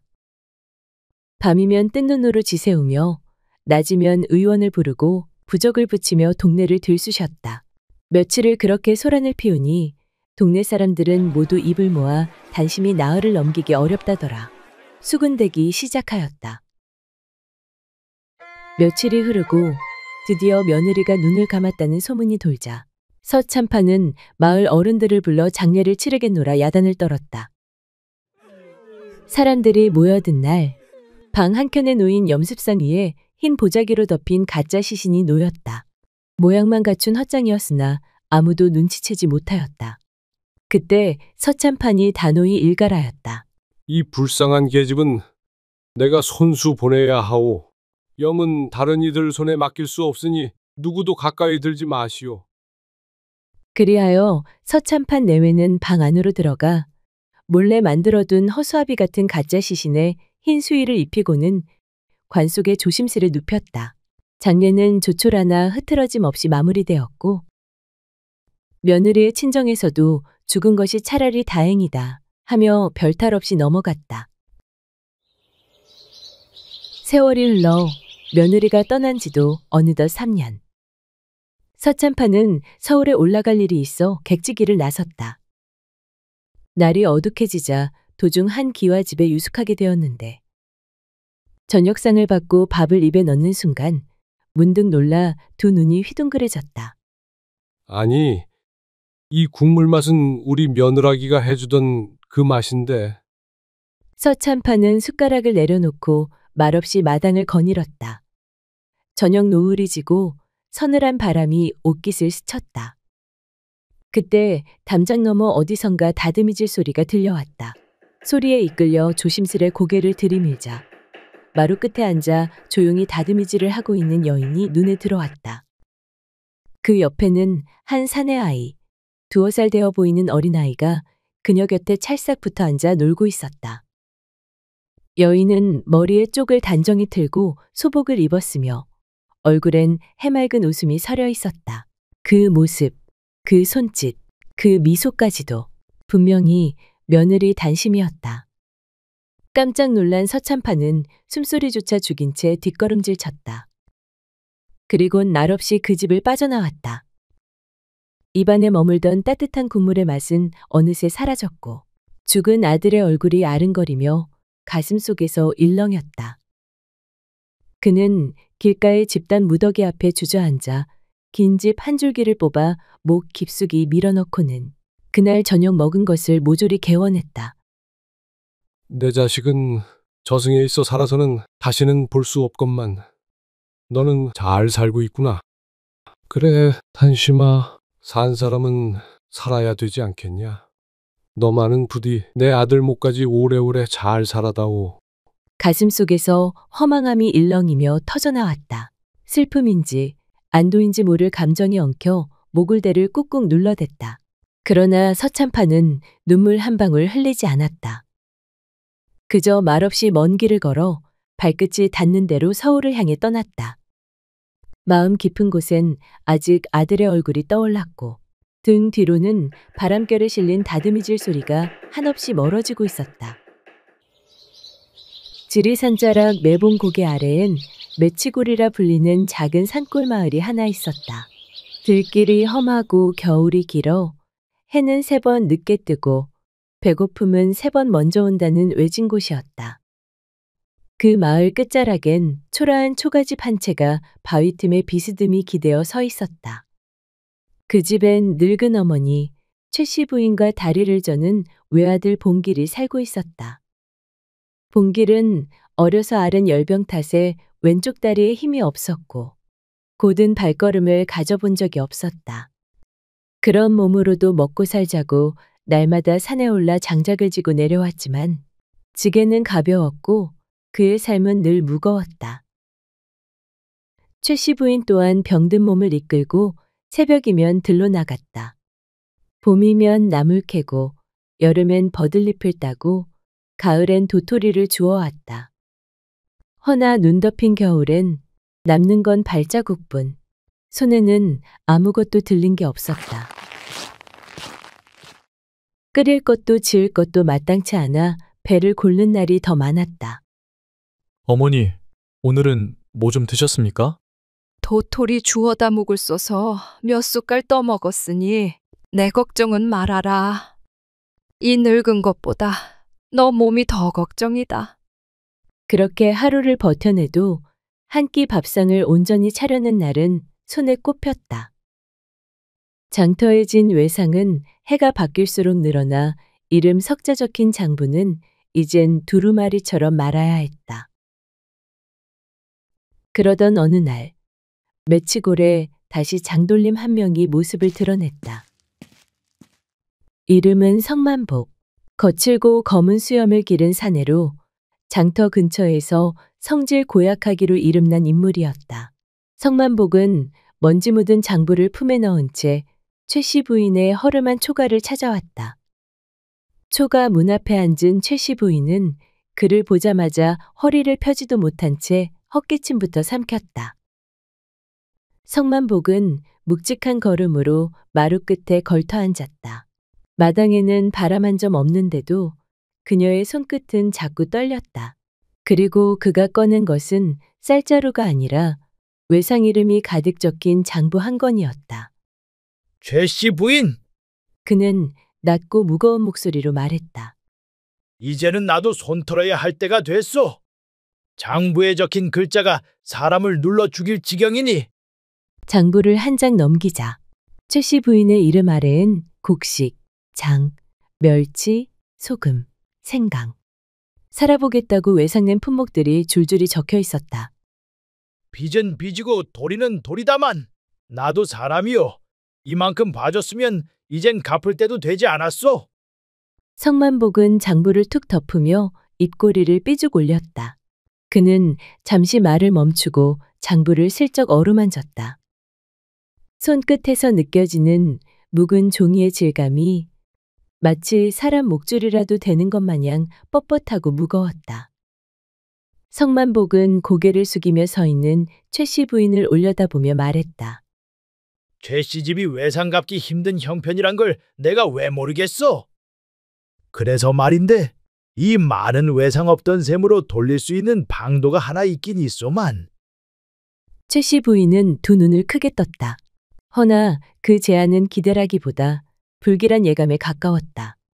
무슨 방법이요? 그녀가 묻자 성만복은 입꼬리를 다시 한번 말아올리며 말했다. 내게 딸이 하나 있어.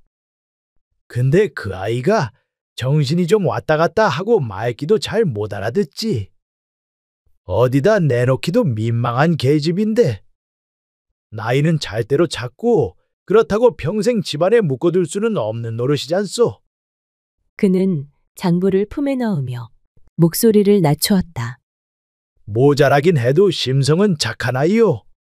그 아이를 며느리로 받아준다면 이 장부는 여기서 끝내드리리다. 최 씨 부인은 입술을 꼭 다물었다. 장부를 툭툭 흔들어대며 말을 이어가는 그 모습은 듣는 사람 가슴을 짓누르는 듯했다. 정신이 오락가락하는 모자란 딸을 이 집에 들이겠다는 말은 누가 들어도 곤란한 짐을 억지로 안겨주려는 소리였다. 아니, 그래도 어떻게 사람을 빚값 대신 드리란 말이오. 그녀의 말에 성만복은 삐죽 웃으며 대답했다. 사람은 사람이지요. 허나 그게 멀쩡한 계집이었으면 내 어찌 빚이랑 맞바꾸자고 말이나 꺼냈겠소. 계집의 하나요. 그저 주는 겁니다.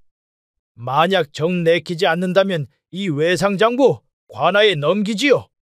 현감 어르신 손에 가면 당신 아들은 매 맞고 당신은 종살이로 나갈 팔자일 텐데. 길고 무거운 침묵이 이어졌다. 그녀는 끝내 아무 말도 못한 채 고개만 끄덕이고 말았다. 그제야 성만복은 장부를 품에 넣고 일어났다. 그럼 내 그리 알고 가겠소. 그 아이를 잘 부탁하오. 성만복이 돌아간 지 얼마 지나지 않아 봉길이 지게를 내려놓고 집으로 들어섰다. 어머니, 저 왔습니다. 최 씨 부인은 무어라 대답도 못하고 봉길 주변을 서성거리기만 했다. 아들에게 모자란 계집 아이를 네 처로 드려야겠다는 말을 차마 꺼낼 수가 없었다.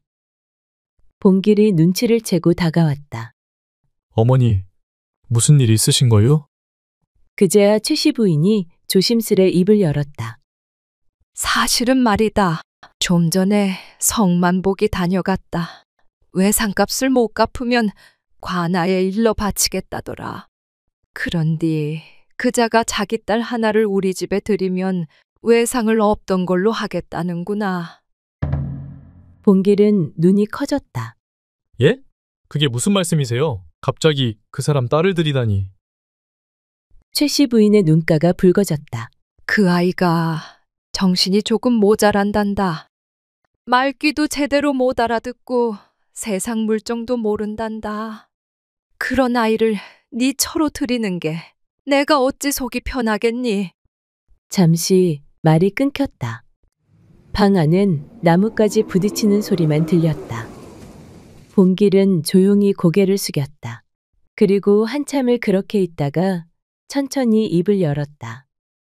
어머니, 저는 괜찮습니다. 이렇게 가난한 집에다 다리까지 불편한 저한테 어느 누가 시집을 오려고 하겠습니까? 그런 처자라도 저한테 시집 오겠다는 것만 해도 그저 고마운 거지요. 그 말에 최 씨 부인은 고개를 돌렸다. 그녀의 눈가에 작은 물방울이 맺히고 있었다. 해가 산마루 너머로 기울 무렵 맺히골 끝자락 초가 앞에 먼 길을 걸어온 낯선 소녀가 모습을 드러냈다. 들꽃이 흐드러진 고갯길. 그 아래서 복수는 맨발로 서 있었다. 저고리는 헤어졌고 머리는 반쯤 풀린 채 두 손에는 어디서 꺾어왔는지 모를 들국화 몇 송이를 꼭 쥐고 있었다. 해가 질 무렵 들판에서 놀다 돌아온 아이처럼 해맑은 웃음을 머금고 있었다. 최 씨 부인은 그 모습을 보고도 한동안 아무 말도 하지 못했다. 초가집 앞에 선 복수는 최 씨 부인을 보더니 느릿하게 고개를 숙였다. 저 왔어요. 우라부지가 여기로 가래서. 한참을 걸어온 듯 지친 기색이 역력한 아이가 마당 끝에 모습을 드러냈다. 걸음은 느렸고 말투는 어눌했으며 눈빛은 자꾸만 허공을 헤맸다. 누가 봐도 세상살이에 익숙한 아이는 아니었다. 아버지가 가라 해서 여길 왔단 말이냐? 최씨 부인이 조심스레 묻자 복수는 고개를 빳빳이 들었다. 여그가 내 시집이라 해서요. 그녀는 두 손에 들고 온 들꽃을 최씨 부인 앞에 조심스레 내밀었다. 말없이 받아든 최씨 부인은 왜인지 그 들꽃을 놓지 못하고 한참을 바라보았다. 참말로 이상한 계집이었다. 어딘지 모르게 빠져있고 어딘가 모르게 허술하며 누가 봐도 모자라 더 눈에 밟히는 아이였다. 이게 내 며느리란 말이냐? 최씨 부인은 마른 입술을 닫고 속으로 중얼거렸다. 한숨인지 체념인지 모를 긴 숨이 목을 타고 흘러내렸다. 복순이 마당 끝에 서 있을 무렵 문 안쪽에서 인기척이 들렸다. 방문이 열리고 아들 본길이 무릎을 짚으며 절뚝이는 걸음으로 걸어 나왔다. 그는 마당 한복판에 서 있는 복순을 보고 잠시 멈칫했다. 복순은 고개를 들고 지붕 쪽을 보며 싱긋 웃더니 말했다. 참새랑 같이 나왔다. 본길은 무슨 말인가 싶어 고개를 들었다. 방금 전 처마 끝에서 참새 한 마리가 활활 날아가는 게 보였다. 복순이 손가락으로 지붕을 가리키며 말했다. 참새가 먼저 푸드득 날고 그 다음에 오라버니가 나오시길래요. 우리 할매가 그러던디 그런 날은 복이 들어온대요. 오라버니가 지 신랑 맞쥬? 저 시집 참말로 잘 온 것 같구먼요. 본길은 말없이 그녀를 바라보다가 천천히 고개를 돌렸다. 무어라 대꾸하고 싶었으나 도무지 어떤 말부터 꺼내야 할지 몰랐다. 복순이 멋쩍게 웃으며 다가왔다. 저는 복순이에요. 외상값 갚으러 왔어요. 그리고 눈을 동그랗게 뜨고 속삭이듯 덧붙였다. 울 아버지가 그러셨거든요. 우리 집이 외상을 많이 지어서 내가 여기 와야 빚이 사라진다고. 그 말에 본길은 처음으로 그녀의 얼굴을 찬찬히 바라보았다. 자신의 아버지가 자기를 버린 사실을 모른 채 천진난만하게 웃고 있는 복순이 애처로워 보였다. 본길은 자연스레 신발도 신지 않은 복순의 발에 시선이 갔다. 발 안 아프오? 예? 발이요? 복순은 눈을 껌뻑이며 자신의 발을 내려다보았다. 맨발로 저 고갯길을 넘었잖소.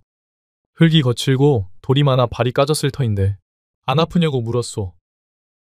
복순은 그 말을 듣고 머리를 긁적였다. 복순의 발은 여기저기 흙대가 묻었고 군데군데 긁힌 자국도 있었다. 그러더니 조용히 말했다. 몰랐어요.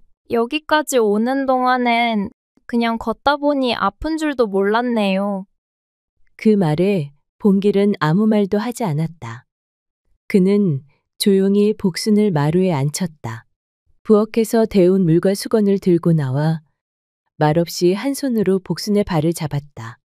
그는 수건을 따뜻한 물에 적셔 복순의 거칠고 때 묻은 발바닥을 닦아주며 말했다. 내일 장에 가서 집신 하나 사오리다. 그러니 이젠 맨발로 다니지 마시오. 본길은 발을 닦은 수건을 접고 말없이 방 안으로 걸어 들어갔다. 태어나 처음 느껴보는 누군가의 다정한 손길이었다. 조심스럽고 따스한 그 온기에 복순은 아무 말도 하지 못한 채 가만히 그 자리에 머물렀다. 복순이가 시집 온 지 며칠이 지났건만 집안은 고요해지기는커녕 도리어 더 뒤숭숭해졌다. 말귀를 못 알아듣는 복순이 때문에 최씨 부인의 속은 매일같이 부글부글 끓었다. 장에 가서 말린 생선을 사오라 했더니 멸치를 사오질 않나. 닭모이 좀 퍼주라고 하니 밥상에 따끈한 밥 한 그릇에 김치를 차려 들고 가선 닭들한테 천천히 잡숴요. 하고 있는 거였다. 빨래를 시키면 물장난만 치고 있고 설거지를 시키면 그릇이 반은 깨졌다. 며느리를 들이면 허리가 펴질 줄 알았건만 최씨 부인은 쉬기는커녕 일이 더 늘었다며 하루에도 몇 번이고 한숨을 내쉬었다. 이건 며느리를 들인 게 아니라 5살짜리 아이 하나를 데려다 놓은 셈이니 원참. 그 모습을 지켜보던 봉길은 엉뚱하기 짝이 없는 복순의 모습이 그저 귀여워 말없이 웃어 보였다. 어느 날 점심 무렵이었다. 봉길이 철을 봤다는 소문을 들은 이웃 부인 몇 명이 슬금슬금 최 씨 집 마당으로 몰려들었다. 아니, 봉길이가 색시를 얻었다면서? 이웃 부인이 대문을 슬쩍 밀며 속삭였다. 그러자 옆에 있던 또 다른 부인이 고개를 푹 내밀며 말을 보탰다. 그러게 도대체 어떤 처처가 시집을 왔을까? 얼굴 좀 보자 하고 왔지 뭐유. 마당에서 빨래를 걷고 있던 시어머니는 부인들이 마당에 들어오는 걸 보고는 얼굴이 하얘졌다. 복순이 또 무슨 엉뚱한 말을 내뱉을지 불안이 가시지 않았다. 며느리가 어딘가 모자란 아이란 걸 이웃들에게 들킬까봐 노심초사였고 아무리 사정이 딱했어도 다리가 불편한 아들에게 그런 계집을 맺어줬다고 수군댈까봐 걱정이었다. 방 안으로 숨어버리고 싶은 마음이 굴뚝 같았지만 사람들 앞에서 그런 티를 낼 수는 없었다. 최 씨 부인은 억지 웃음을 지으며 부인들을 마루에 앉혔다. 그리고는 복순을 부엌으로 조용히 불렀다. 며느라, 손님들 오셨다. 가서 점심상 좀 차려봐라. 있는 반찬으로 대강 보기 좋게, 알겠지? 보기 좋게, 응? 복순은 눈을 깜빡이며 고개를 끄덕였다. 보기 좋게 말씀이죠? 알겠습니다, 어머님. 쌀이야 애당초 없었고 남은 콩 한 줌, 덩이로 남은 된장, 말라붙은 더덕 몇 개, 그리고 고구마 3덩이. 복순은 이리저리 재보다가 고구마 3덩이를 찐 뒤 절구에 넣고 정성스레 찢기 시작했다. 이렇게 쿵쿵 찌으면 떡처럼 되겠지? 고구마를 찢던 중 옆에 놓여있던 삶은 율무 바가지를 실수로 건드리고 말았다. 그 바람에 율무 한 줌이 고구마 반죽이로 툭 떨어져 버렸다. 어머, 이거 어쩌지?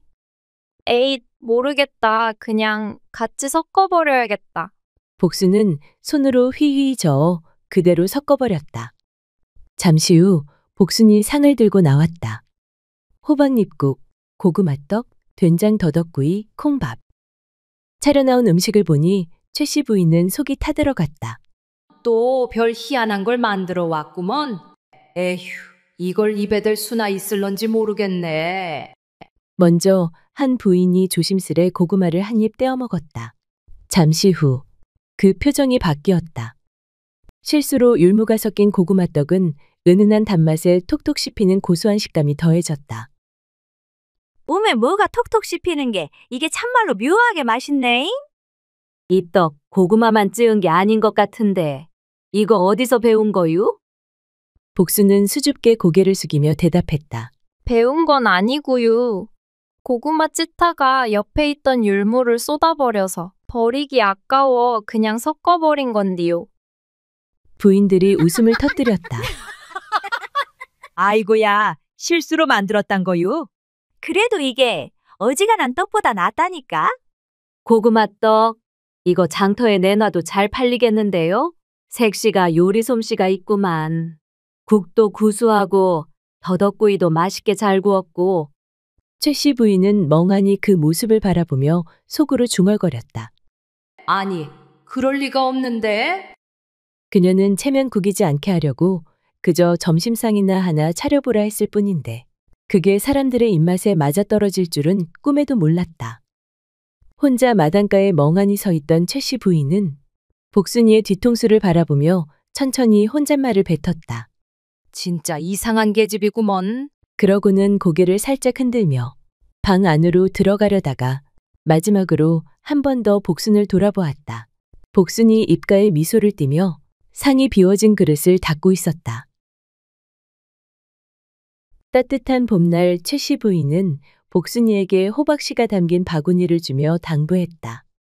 며느라, 마당 옆밭에 호박씨 좀 뿌려놔라. 장마 오기 전에 뿌려야 싹이 난다.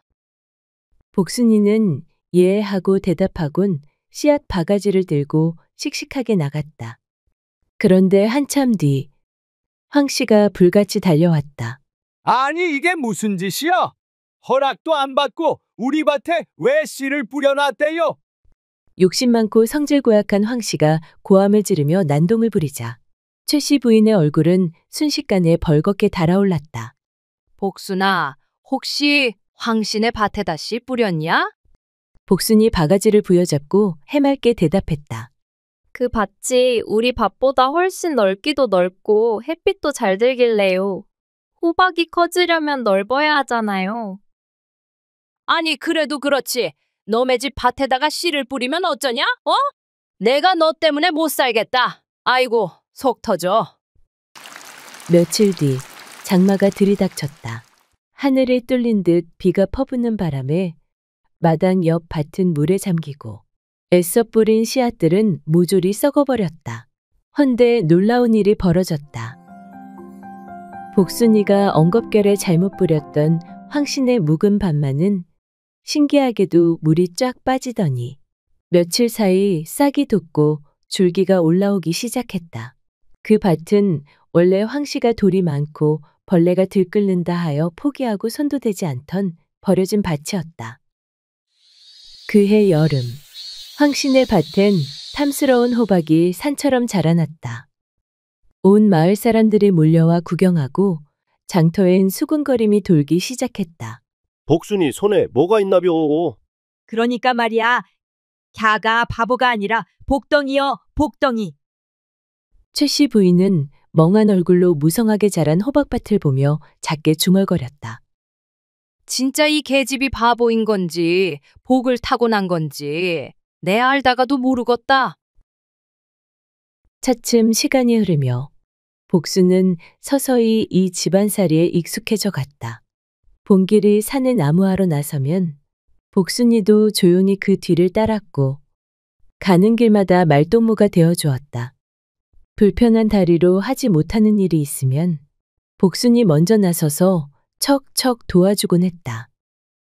어느 날 산길을 오르던 복순이는 땅바닥에 쪼그리고 앉아 나뭇가지로 땅을 쿡쿡 찔러가며 장난을 치고 있었다. 복순아, 어여 나뭇가지나 주워야지. 언제까지 거기서 놀 거요? 봉길이 멀찌감치서 다리를 절룩이며 말했다. 복순이는 천진난만하게 웃으며 고개를 끄덕였다. 그러더니 힘껏 나뭇가지를 땅에 찔러 넣었는데 묘한 새소리 같은 소리가 났다. 복순이는 두 눈을 동그랗게 뜨고 손으로 흙을 파기 시작했다. 오라버니, 땅속에 뭐가 있는데요? 봉길도 이상해서 절뚝절뚝 걸어와 복순이 옆에 쭈그려 앉았다.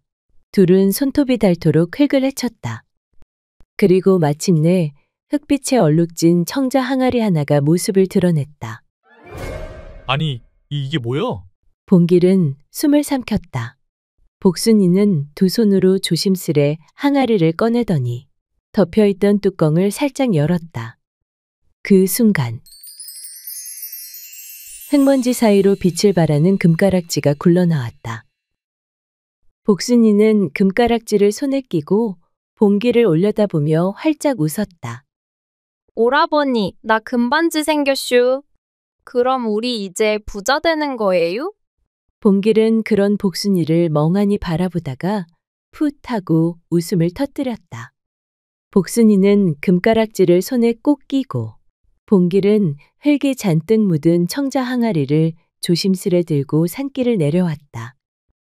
터덜터덜 마당을 들어서자 마침 장독대 앞에서 장을 뒤적이던 시어머니가 두 사람을 보고 말했다.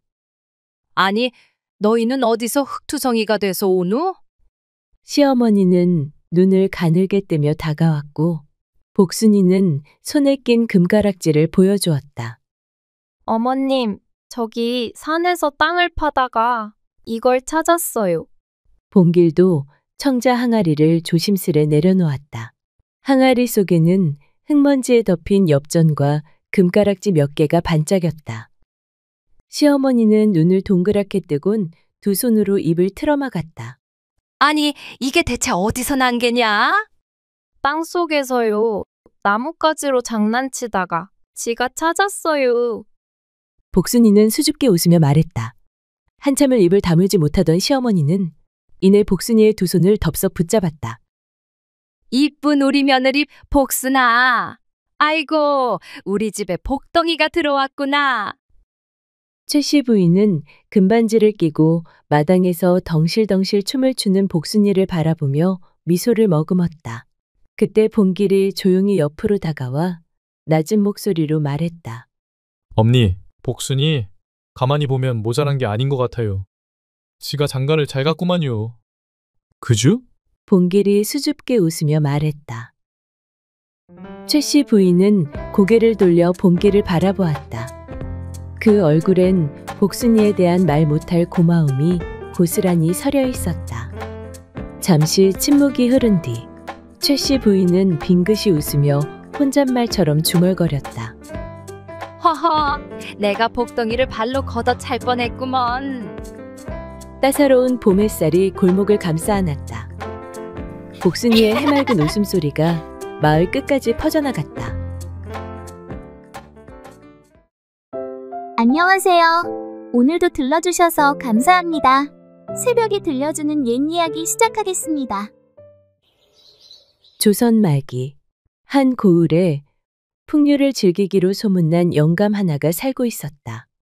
사람들은 그를 최대감이라 불렀고 겉으로는 시와 거문고를 즐기며 문인들과 어울리는 인물처럼 보였지만 속을 들여다보면 그 실상은 추악하고 음탕하기 그지없는 자였다.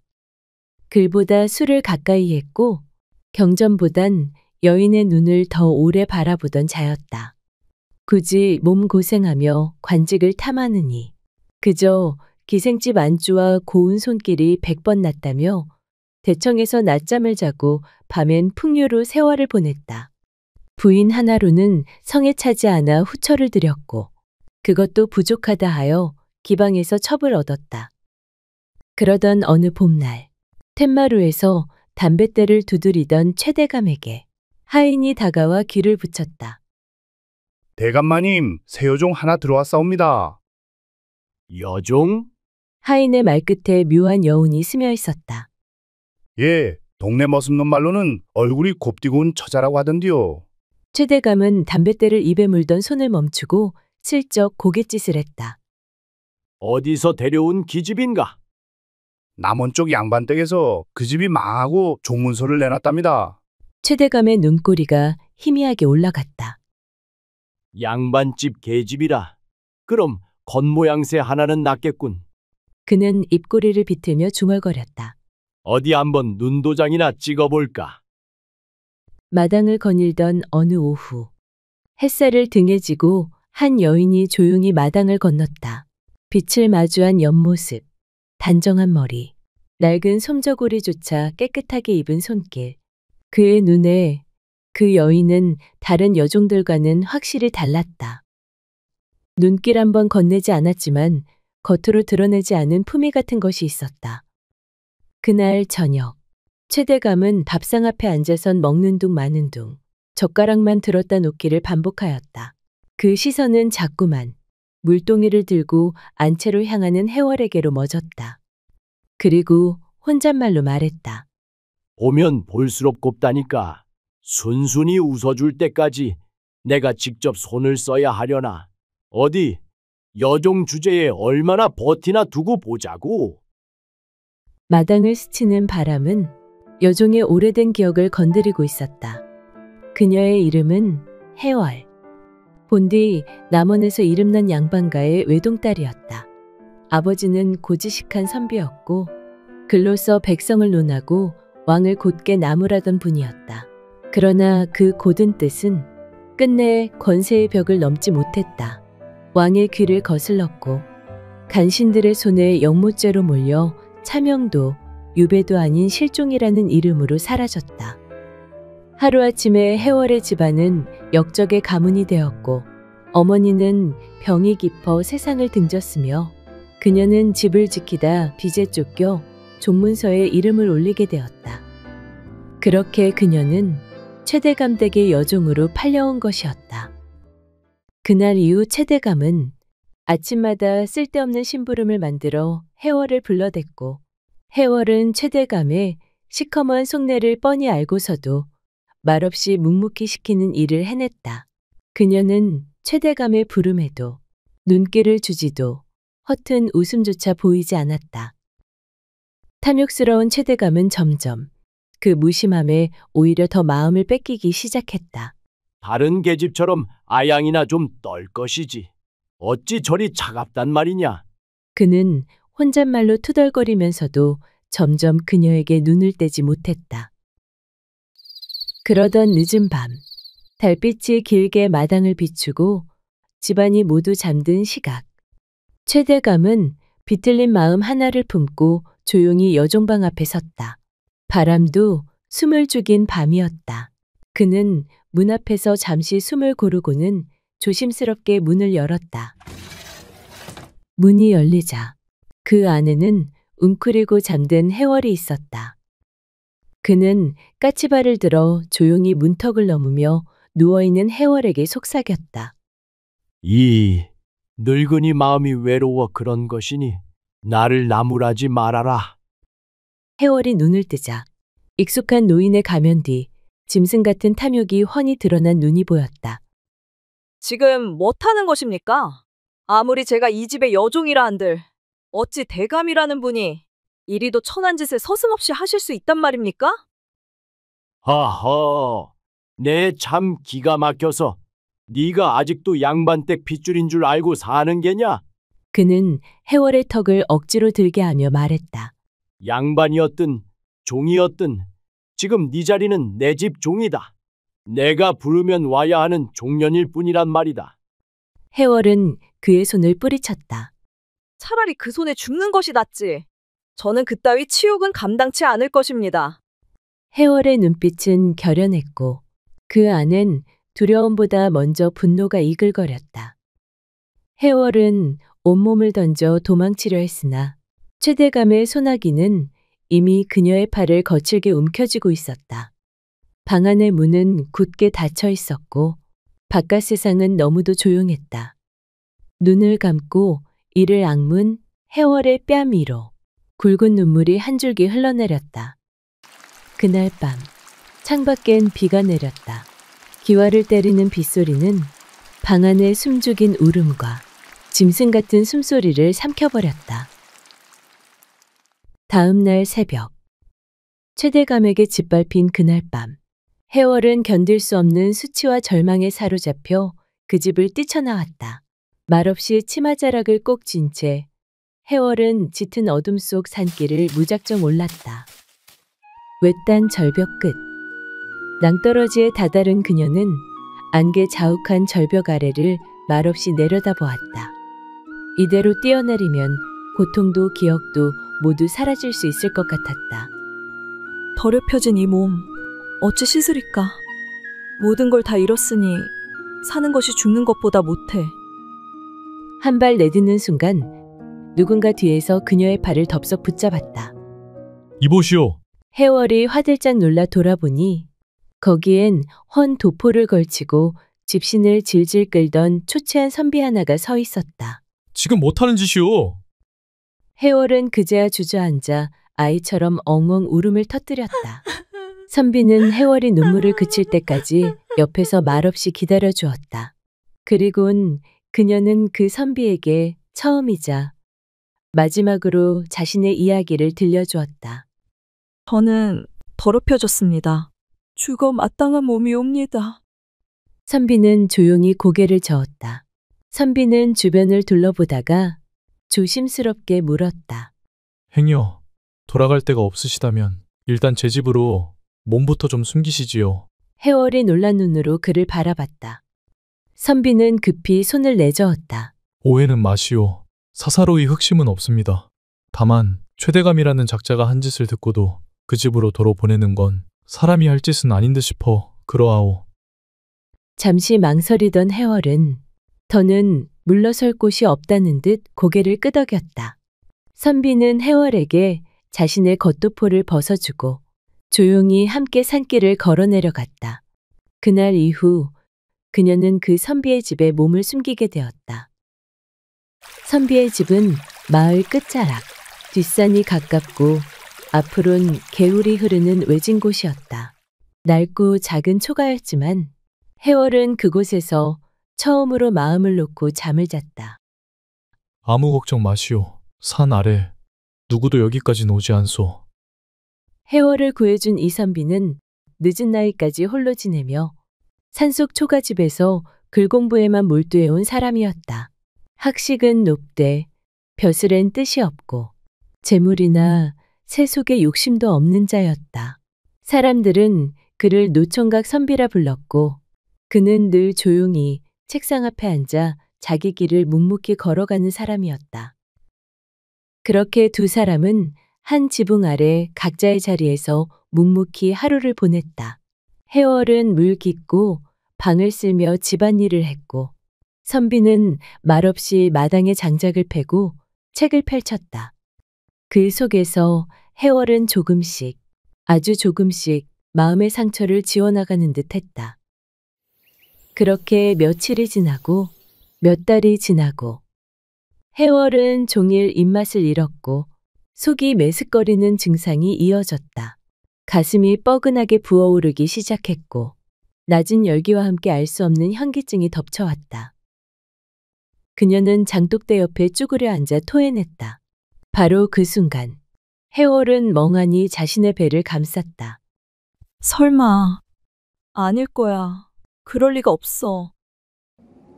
바람에 창문이 덜컹였고 방 안은 침묵만이 흘렀다. 해월은 두 손으로 자신의 배를 감싸쥐곤 마치 벌레라도 기어다니는 것처럼 몸을 떨었다. 이 안에 저 흉악한 자의 피가 흐르고 있다니 내가 어찌 이 아이를 낳을 수 있단 말이냐. 그 짐승 같은 자의 아이를 이 몸속에 품고 살아가야 할 바에 그냥 같이 죽는 게 나아. 해월은 이불 속에 얼굴을 묻고 소리 없이 울음을 토했다. 그러다 문득 배를 어루만지자 작은 움직임이 느껴졌다. 그 작은 움직임, 그 따뜻한 기척이 해월을 멈춰 세웠다. 해월은 마른 입술을 달싹이며 한참을 머뭇거리다 끝내 입을 열었다. 나으리, 그날 절 왜 구해주셨나이까? 선비는 잠시 말을 잇지 못하고 그녀를 바라보았다. 왜 그러시오? 무슨 일 있소? 그날 벼랑 끝에서 그냥 떨어져 죽어야 했나 봅니다. 저 쇠들감에 아이를 가졌습니다. 해월의 말에 선비는 놀라 두 눈을 부릅뜨며 숨을 삼켰다. 입술이 말라붙은 듯 당장 아무 말도 하지 못했다. 등불 아래 해월의 고개는 점점 더 낮아졌고 마른 입술 사이로 억눌린 한숨이 새어나왔다. 이제라도 제게 등을 돌리셔도 좋습니다. 비웃으셔도 괜찮고 내쫓으셔도 괜찮습니다. 해월은 떨리는 손으로 배를 감쌌다. 그러나 그때 선비는 천천히 숨을 고르더니 말없이 그녀에게로 다가와 조심스레 등을 감쌌다. 그의 손길은 따뜻했고 조용했다. 당신과 이 아이는 죄가 없소. 죄를 지은 자는 오직 그자 하나뿐이오. 감히 청하건대 그대가 허락해준다면 이 아이의 아비가 되고 싶소이다. 그대와 이 아이, 더는 세상에 홀로 남지 않게 내가 곁에서 지켜주게 해주시오. 해월은 그대로 선비의 품에 무너졌다. 처음으로 사람 품에서 흐느껴 울었다. 그녀는 더 이상 말하지 않았다. 말 대신 가슴속 깊은 응어리를 눈물로 쏟아냈다. 그리하여 선비와 해월은 조촐하게 둘만의 혼례를 올리고 부부의 연을 맺었다. 바람결이 따뜻해질 무렵 해월의 몸은 점점 무거워졌다. 그리고 어느 봄날 새벽 바람에 떨던 촛불 하나 아래 해월은 조용히 아이를 품에 안았다. 처음 울음을 터뜨리는 작은 생명. 해월은 떨리는 손으로 아기를 감싸며 소리 없이 눈물을 흘렸다. 미안하다 아가야. 죄가 없는 너를 이토록 미워했다니. 선비는 그녀 곁에서 말없이 솥에 물을 올리고 방에 불을 지폈다. 따뜻한 수건을 대어 아기의 이마를 정성스럽게 닦아주었다. 이름도 없이 세상에 나온 그 아이는 선비의 성을 따라 이강이라 불리게 되었고 선비는 누구보다 아들을 아끼고 정성껏 길렀다. 허나 그 정성은 뜻대로 닿지 않았다. 이강은 어릴 적부터 글에는 도통 관심이 없고 부모 말도 듣지 않은 채 말썽꾸러기로 자랐다. 강아, 이리 와서 글 좀 보자꾸나. 너도 이 다음에 커서 훌륭한 사람이 되려면 지금부터 배워야 하지 않겠느냐? 싫어요, 아버지. 글자는 보기만 해도 머리가 아픈데 왜 맨날 글 공부하라고 하시어요? 저는 나가서 뛰놀고 싶단 말이에요. 해월은 속이 타들어갔고 선비는 밤마다 깊은 한숨을 내쉬었다. 그러던 어느 날 해월이 갑작스레 병석에 눕게 되었다. 몸은 야위어갔고 의원을 불러 약을 써보아도 소용없었다. 죽음을 예감한 해월은 이강을 곁으로 불렀다. 해월은 떨리는 손으로 아들의 손을 꼭 잡았다. 강아, 이 어미가 너에게 꼭 남겨야 할 말이 있다. 사실 너는 네가 아버지를 알고 있는 그분의 친자식이 아니란다. 어미가 예전 주인집 최대감이란 사람에게 욕보임을 당하고 삶을 끊으려 벼랑 끝에 올랐었다. 헌데 그날 이 선비님께서 날 살려주셨지. 그날 살아난 건 이 몸만이 아니고 내 뱃속에 있던 너까지 그분께서 지켜주신 것이나 다름없단다. 그분은 아무런 조건도 없이 나를 아내로 삼아주시고 너를 제 자식처럼 아끼고 키워주셨다. 그 은혜만은 아무리 세월이 흘러도 잊어서는 안 된다. 어머니 잘못했어요. 이제 글 공부도 열심히 하고 아버지 말씀도 잘 들을게요. 그러니 제발 눈 좀 떠보세요, 어머니. 강희의 애원에도 해월은 끝내 아들 손을 꼭 쥔 채 눈을 감았다. 소년 이강은 그날 밤 단 한마디도 하지 못한 채 무릎을 꿇은 채 울고 또 울었다. 그날 이후 이강은 달라졌다. 이전에 말썽 부리던 모습은 자취를 감췄고 매일 새벽이면 선비 앞에 앉아 글을 읽고 질문하고 또 외웠다. 그렇게 시간이 흘러 어느덧 장성한 총각이 된 강희는 자신의 친아버지가 누구인지 조심스레 마음에 품기 시작했다. 어머니를 지독히 괴롭혔던 최대감을 생각하면 속이 끓고 피가 거꾸로 솟는 듯 했으나 한편으로는 자신을 이 땅에 낳게 한 자가 누구인지 알고 싶은 마음도 조금씩 커져갔다. 강희는 이 선비에게 며칠간 한양에 다녀오겠노라 말한 뒤 몰래 발걸음을 최대감이 있는 그 고을로 향하였다. 어머니가 끝내 돌아보고 싶지 않아 하던 그 마을. 어릴 적 가을이면 어머니는 노랗게 물든 은행잎을 한참 바라보고 말하셨다. 어미는 저 나무만 보면 잊고 싶은 그 집이 자꾸 떠오른단다. 그 기와집 마당엔 큰 은행나무 한 그루가 우뚝 서 있었지. 그 말을 남기곤 늘 말을 잊지 못하고 고개를 돌리셨다. 세월이 흘러 그 기억을 떠올린 강희는 은행나무가 기와집을 지키고 있는 집을 찾아 나섰다. 그 말만 붙잡고 강희는 낯선 길을 묵묵히 걸었다. 그렇게 얼마를 걸었을까? 마침내 강희는 노란 은행잎이 마당을 가득 덮고 있는 커다란 기와집 앞에 다다랐다. 기와지붕은 높았고 은행잎은 마당을 가득 덮고 있었다. 그때 대문이 열리더니 기웃거리던 강희 앞으로 머슴 하나가 나섰다. 여길 왜 기웃거리는 게냐? 혹시 여기가 최대감님 댁이옵니까? 맞는데 넌 무슨 일로 대감마님을 찾느냐? 드릴 말씀이 있어 찾아왔사옵니다. 잠깐 기다려라. 잠시 뒤 강희는 머슴의 손에 이끌려 최대감 앞에 무릎을 꿇게 되었다. 늙은 대감은 강희를 위아래로 훑어보더니 비웃듯 입꼬리를 비틀었다. 행색을 보아하니 한 끼 얻어먹을 요량으로 기웃거린 게지. 아니옵니다. 감히 여쭙자오나. 예전에 마님 댁에 여종으로 있던 해월이라 하는 여인을 혹 기억하시옵니까? 그때 최대감은 해월이라는 이름을 듣고는 한동안 골똘히 생각에 잠겼다. 그러다 문득 무릎을 탁 치며 말했다. 아, 그 계집 종년 말이냐? 말도 없이 새벽에 사라졌었지. 그런데 그 아이를 왜 묻는 게냐? 강희는 조심스레 입을 열었다. 사실 저는 그분의 아이입니다. 최대감의 눈이 휘둥그레졌다. 뭐라고? 네가 해월이 그 종년의 자식이라고?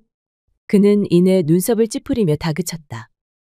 그런데 네가 무슨 일로 나를 찾아왔단 말이냐? 강희는 떨리는 목소리로 말했다. 그게 저는 대감님의 자식이기 때문입니다. 뭐라? 강희의 말을 들은 최대감은 얼굴이 붉게 달아오르더니 황급히 마당에 놓인 물량동이를 들어 강희에게 그대로 끼얹었다. 차가운 물벼락에 정신이 번쩍 든 강희는 두 주먹을 불끈 쥐고 이를 악문 채 최대감을 올려다보았다. 그때 최대감의 입에서는 비열하고 차가운 말이 쏟아졌다. 이놈이 어디서 말도 안 되는 소리를 짓거리는 게야? 네 놈이 여기 기웃거린 건 겨우 몇 푼 뜯어가려는 심산이었겠지. 애끼 이놈, 당장 썩 물러가지 못할까? 천한 종년의 핏줄 따위가 여기가 어디라고 와서 말도 안 되는 소리를 하는 게야.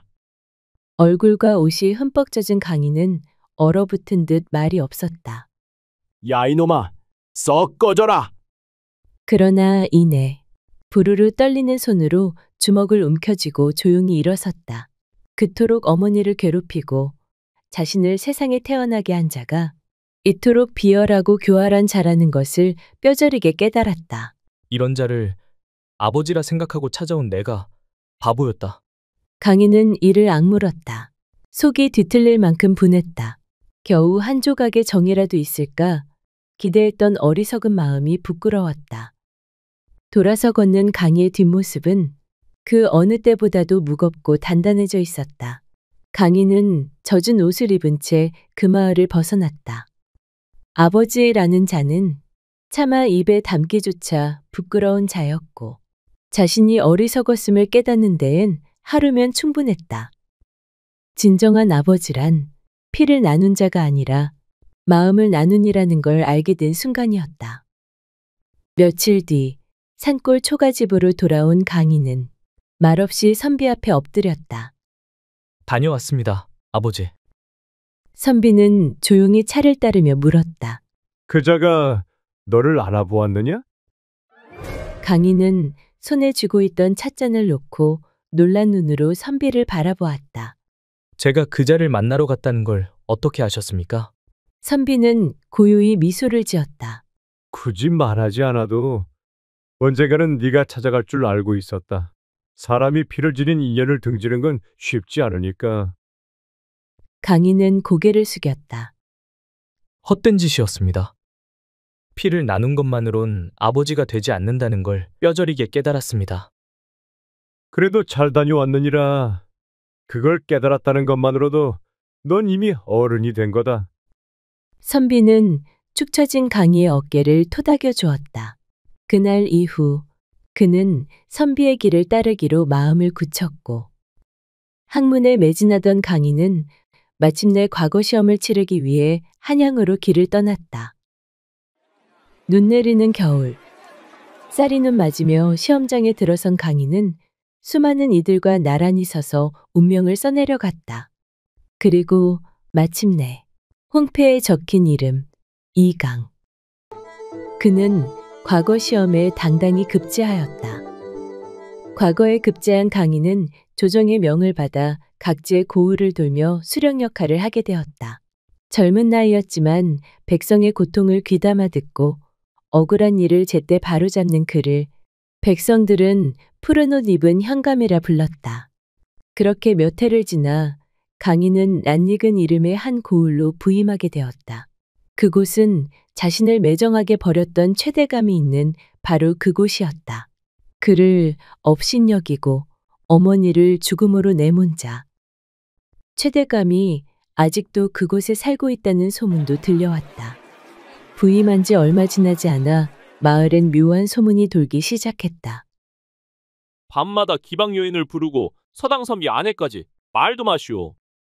아니, 늙어도 돈이 많으니 죄다 겁박하고 끌어들이지. 그런 자가 대감이라니 추하다 추해. 그러던 어느 날 관아 앞에 눈물 흘리는 젊은 여인이 엎드려 울며 호소했다. 제 남편이 외출한 사이 저를 강제로 끌고 들어가 몹쓸 짓을 하려 했습니다. 제발 도와주십시오, 나으리. 강희는 수사를 명했다. 그리고 확인된 그자의 이름은 바로 최대감. 그는 말년에 이르러 더욱 탐욕스러워졌고 관의 감시가 소홀한 틈을 타 여인들을 겁박하고 있었다. 강인은 관아뜰에 사람들을 모으고 부정한 대감에게 선고를 내렸다. 최대감은 타인의 아내를 겁박하고 수년간 다수의 여인을 손해댄 중죄인으로 판명되었어. 이에 따라 곤장 100대를 명하노라. 포졸들에게 끌려온 최대감은 마루 위에 앉아있는 강희를 보고 두 눈을 크게 떴다. 아니 너는 그때 날 찾아왔던 그 계집의 자식 아니냐? 네가 어찌 네가 날 신문하느냐? 강희는 담담히 시선을 마주했다. 네 죄를 네가 알지 못하느냐? 백성을 괴롭힌 죄도 중죄이거늘 죄 없고 연약한 여인을 능욕하고도 이토록 뻔뻔스러울 수가 있단 말이냐? 오늘 이 자리에서 반드시 대가를 치르게 하겠다. 최대감은 벌벌 떨며 무릎을 꿇었다. 내가 잘못했다. 그래도 나는 네 아비 아니냐? 그런 내가 이리 끌려와 곤장을 맞는다니. 이 늙은이를 단 한 번만 봐주지 않겠느냐? 제발 한 번만 눈 감아다오. 내일이 부탁하마. 강희는 차가운 목소리로 말했다. 아비? 날 그렇게 내쫓을 땐 언제고 피가 같다고 아비가 되는 것이 아니다. 그간 네가 저질러온 갖은 악행으로 상처 입은 이들이 얼마이더냐? 오늘은 네 죄에 대한 대가를 너 스스로 받게 될 날이니라. 여봐라, 곤장 100대 즉시 시행하라. 최대감의 절규가 마당을 울렸지만 포졸들은 이미 목침에 그를 엎드리게 하고 곤장을 내리쳤다. 피가 튀고 살점이 터져도 강희는 단 한 번도 고개를 돌리지 않았다. 하늘이 두렵거든. 그리 살지 말았어야 했다. 작은 주막 어귀를 지나던 강희는 한 여인이 아이를 품에 안은 채 마당 한켠에서 소리 없이 울고 있는 모습을 보게 되었다. 그 아이는 젖도 못 발고 울어댔고 여인의 옷은 해졌으며 그 얼굴에는 깊은 상처가 번져 있었다. 이강은 문득 발걸음을 멈췄다. 주모가 수군거렸다. 저 여인이 바로 그 종년이라지. 최대감이 손댄 여자. 아이까지 낳았는데 들켜서 쫓겨났다지 뭐야? 어휴, 애는 무슨 죄냐? 이강은 그 말을 듣고 그 여인을 조용히 바라보았다. 젊은 시절 어머니 해월이 떠올랐다. 떨리는 손으로 자신의 배를 감싸쥐고 슬피 울었을 그날의 모습이 그는 여인의 앞에 다가가 낡은 돈주머니 하나를 내밀었다. 그대가 죄인이 아니오. 이 아이도 마찬가지오. 부디 아이만은 바르게 키우시오. 여인은 고개를 들어 이강을 바라보았다. 이강은 더 말하지 않고 등을 돌렸다. 마을길을 걸어나가는 그의 뒷모습 너머로 햇살이 비추고 있었다. 그날 바람은 따뜻하게 불었다.